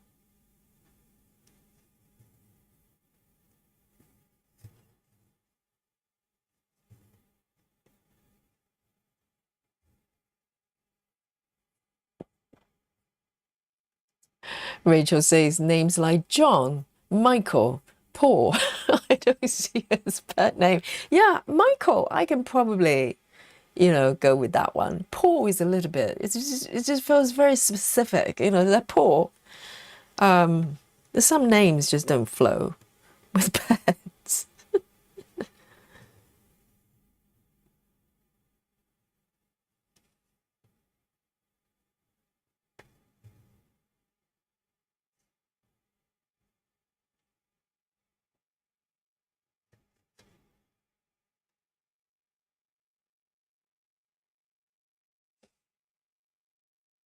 Ruth says my cats are Maggie and Layla. Oh, we're going to be stitching Maggie, We're going to have a Maggie style.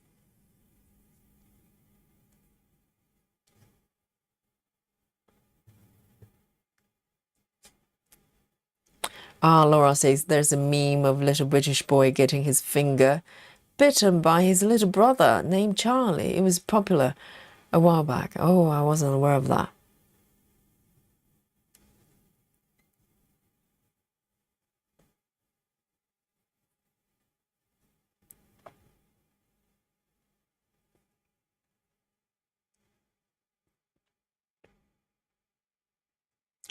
Oh, Maddie, well done.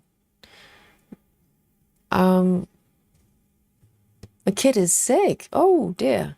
I've got 700, not 700, 700 stitches today. Well done, Maddie. Working on the bear.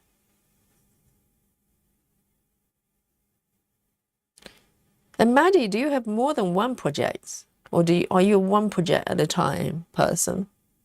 Aliens.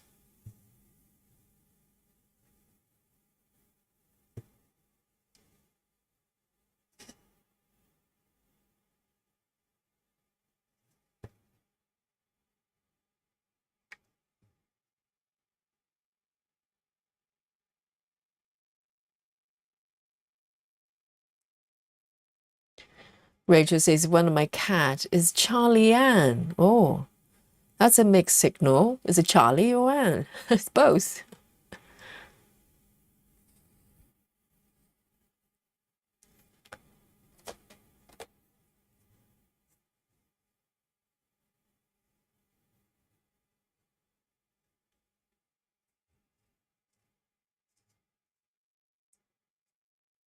Janine's cat is called Wally.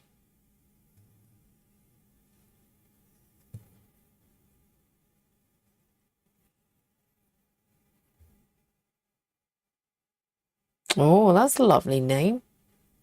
Maddie.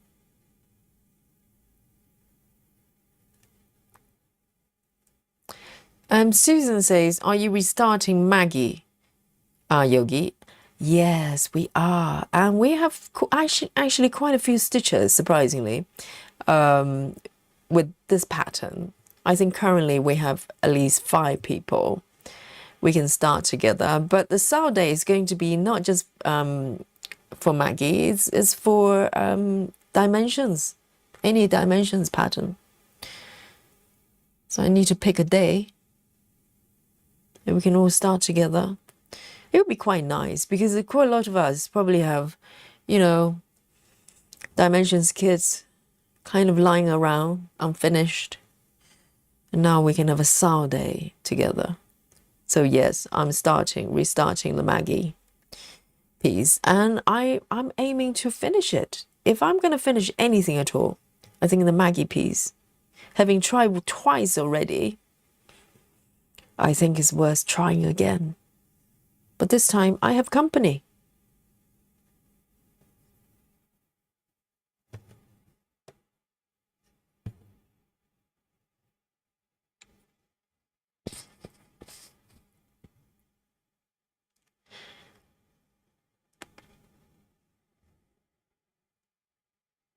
Rachel says, I have 5 cats, and I do that thing parents do when you have a lot of kids, looking at one cat and call him another cat's name. I think when you have 5 or more, I think Laura, I don't know the total number of your cats. The last time I counted, I think at least 8, right, Laura? And names are tricky. So, yes. You know, I think if we have 8 cats, I just number them. But then again, I have to remember which number goes to which one. It's probably more tricky. I'll probably just say darling or say you. Hey, you. But darling's a good one. If you don't remember anybody's name, just go, oh, darling. So good to see you, darling. Even though I have no idea who you are or your name, but darling, nevertheless.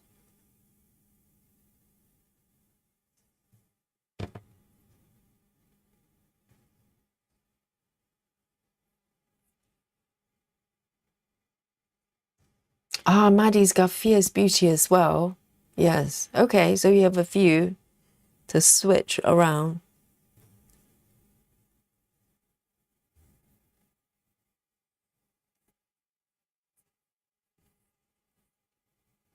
Love Drunk says my pitbull name was Dice, and I had Jack Russell. His name was Whiskey, and now I have Fendi. Oh, very butch names. You know, stiff alcohol whiskey, and Dice and Fendi. Yes.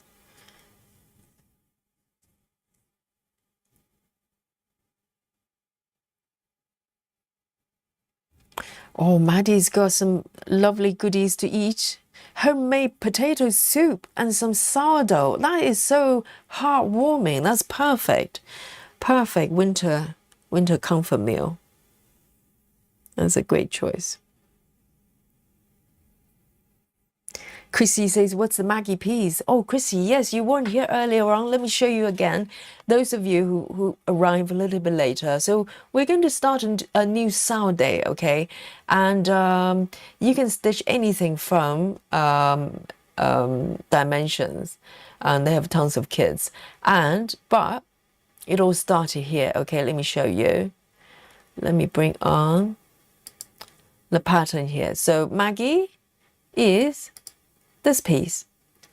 So this piece, if you've been watching my Whip Parade, part 1, this is where I started. This is my first kind of full coverage, even though it's not fully covered, because some of the background there is part of the fabric. It's just, you know, where you can see the dash lines there. They're not fully covered, but almost. And I didn't know the term of full coverage until very recently, but I was stitching this piece. So this is called Maggie, the Mess Maker. And I have bought this kit twice. And both times, the first time I went pretty far, probably close to 90% completion. And the second time, it's about, I would say, 75%-ish. And this piece has got a lot of back stitching and stuff going on there. But this time, I'm going to restart again with everyone. And I would love to be able to finish this piece. Isn't it gorgeous? And there's another one as well. It's also from the same artist. This one I got slightly later, maybe a couple of years later. And I found this piece. And also, I have not finished it. But this one, I would either start at the same time, not at the same time, maybe shortly after, or maybe leave it a little bit and focus on Maggie, the Mess Maker. But both of these pieces are from Dimensions and by the same artist. So this is, I think there are 5 of us having the Maggie pattern. And I think Michelle, I don't know what Michelle is going to get. Maybe, I don't know whether she's going to get the same piece or something else. So we're going to have a new Sao day. And I'll pick the day during the week.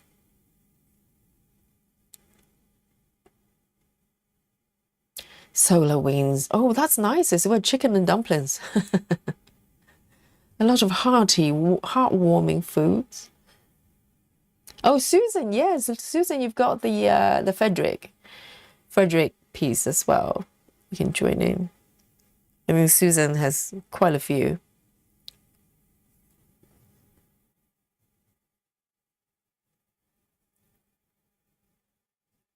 Lynn says, I say to my guinea pigs, where's my boys? Yes, that covers everything, all grounds.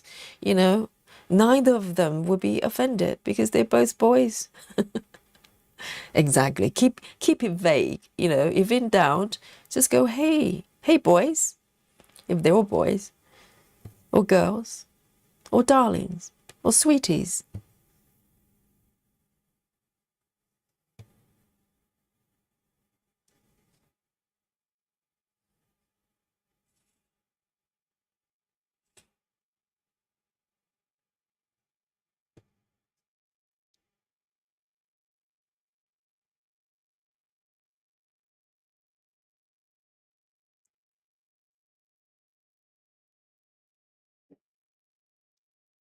All right. A few more stitches here. Let me have a look.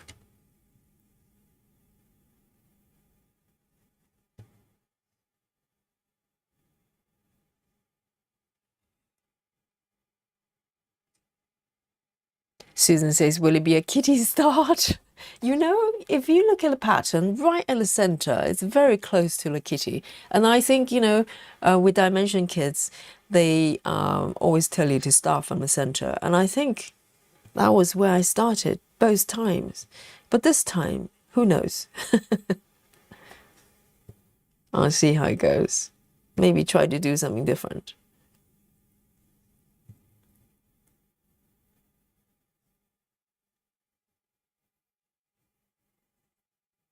So Michelle hasn't decided. Yeah, just pick one. They've got some really beautiful ones. I would say look into gold collections. They tend to be full coverage and a lot of, you know, different stitches.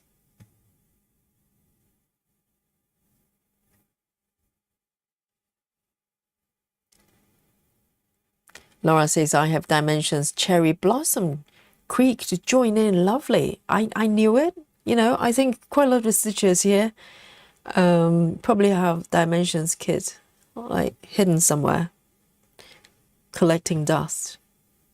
And now it's time to revive them and bring them to life. Dun, dun, dun.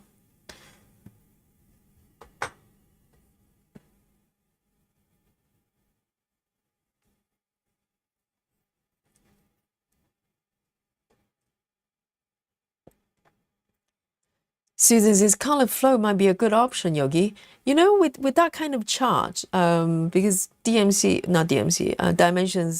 charts are charted very differently. So I think any kind of method will work. I probably wouldn't park. And obviously I never parked with Dimensions kit because I didn't even know what parking method was. So most of the times I would just choosing one color or an object and just start stitching that object most of the time.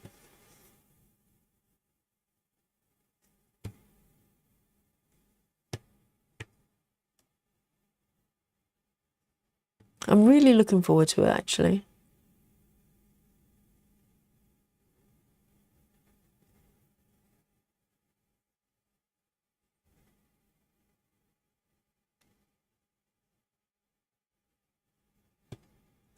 Nikki says, I'm going to stick with the pattern they gave me. Are you going to use the paper pattern, Nikki?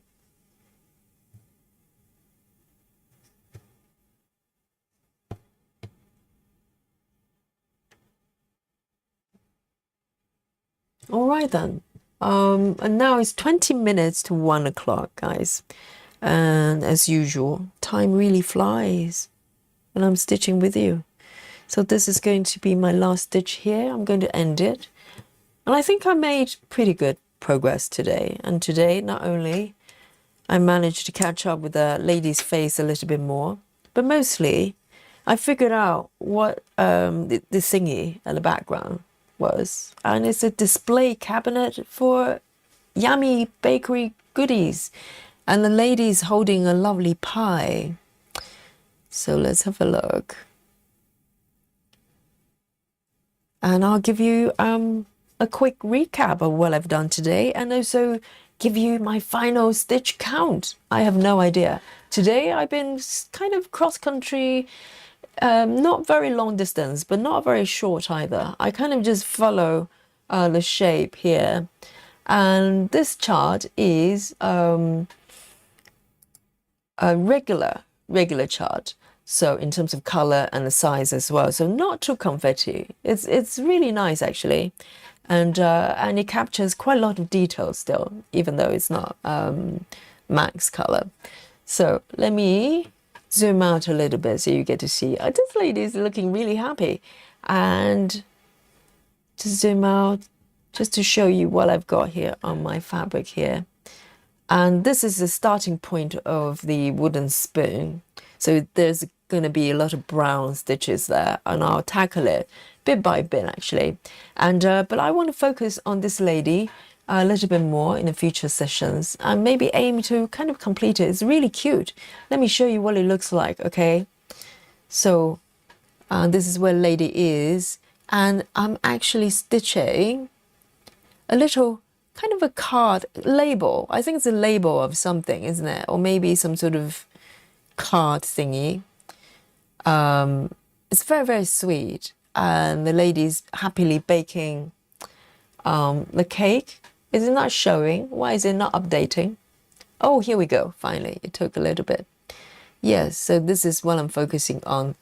And yeah, I like to keep going. I'm really having fun. I love to stitch that pie she's holding in the next session.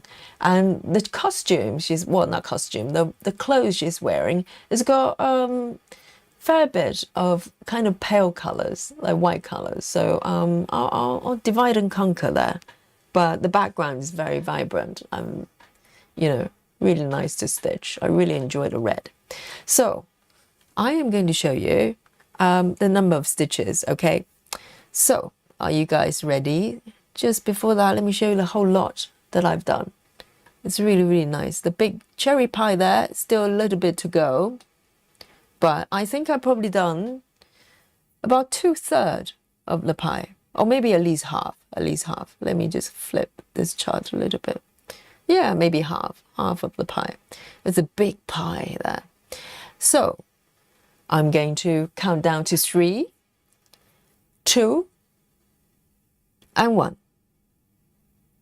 Here we go. Oh, today. Look at that, guys. Who is laughing now? Look at the number. Look at the grand total of the number of stitches I have done. 350. Yeah, yeah. Big round of applause for Yogi. Yes, because this is not very confetti. And also, I'm doing kind of slightly longer distance cross country. So, yeah, it's really good. And in terms of the percentage, currently 9.51, so I moved forward from 9.33 or something like that. Very nice, very nice. I'm very, very happy. So guys, tomorrow, yes, so I need to give you some update. Okay, so tomorrow Friday, so normally we start a little bit later on Friday evenings, but just considering, because on Saturday we're gonna have a double stream. We're gonna have double stream on Saturday, one for members slightly earlier, and then we have the sound, right? So tomorrow we're actually having a day off. Okay, Friday will be a little bit later because I'm gonna work till quite late, and instead of doing another session and then having 2 sessions on Saturday, I think it would be sensible to have tomorrow off. So yes, so I will see you members on Saturday afternoon. We're starting at 4 p.m. for the black work session. Okay, so we're aiming to start at 4 p.m. UK time, and then we're gonna do our black work stitching party, and then we're gonna move on to Aimee Sao as well. So Yogi's gonna keep you company, particularly those who are waiting for the storm to arrive. We're gonna be nice and safe and stitch together. Okay, so tomorrow day off, and I'll see you on Saturday. Okay, so from the sleepy London town, and 13 minutes to 1 o'clock, Yogi signing out, and I'll catch you on Saturday. Okay, bring your black work. If you didn't join us last time, join us. Okay, grab a free chart, and I'll see you then. 4 p.m. Saturday. Night night. Bye bye.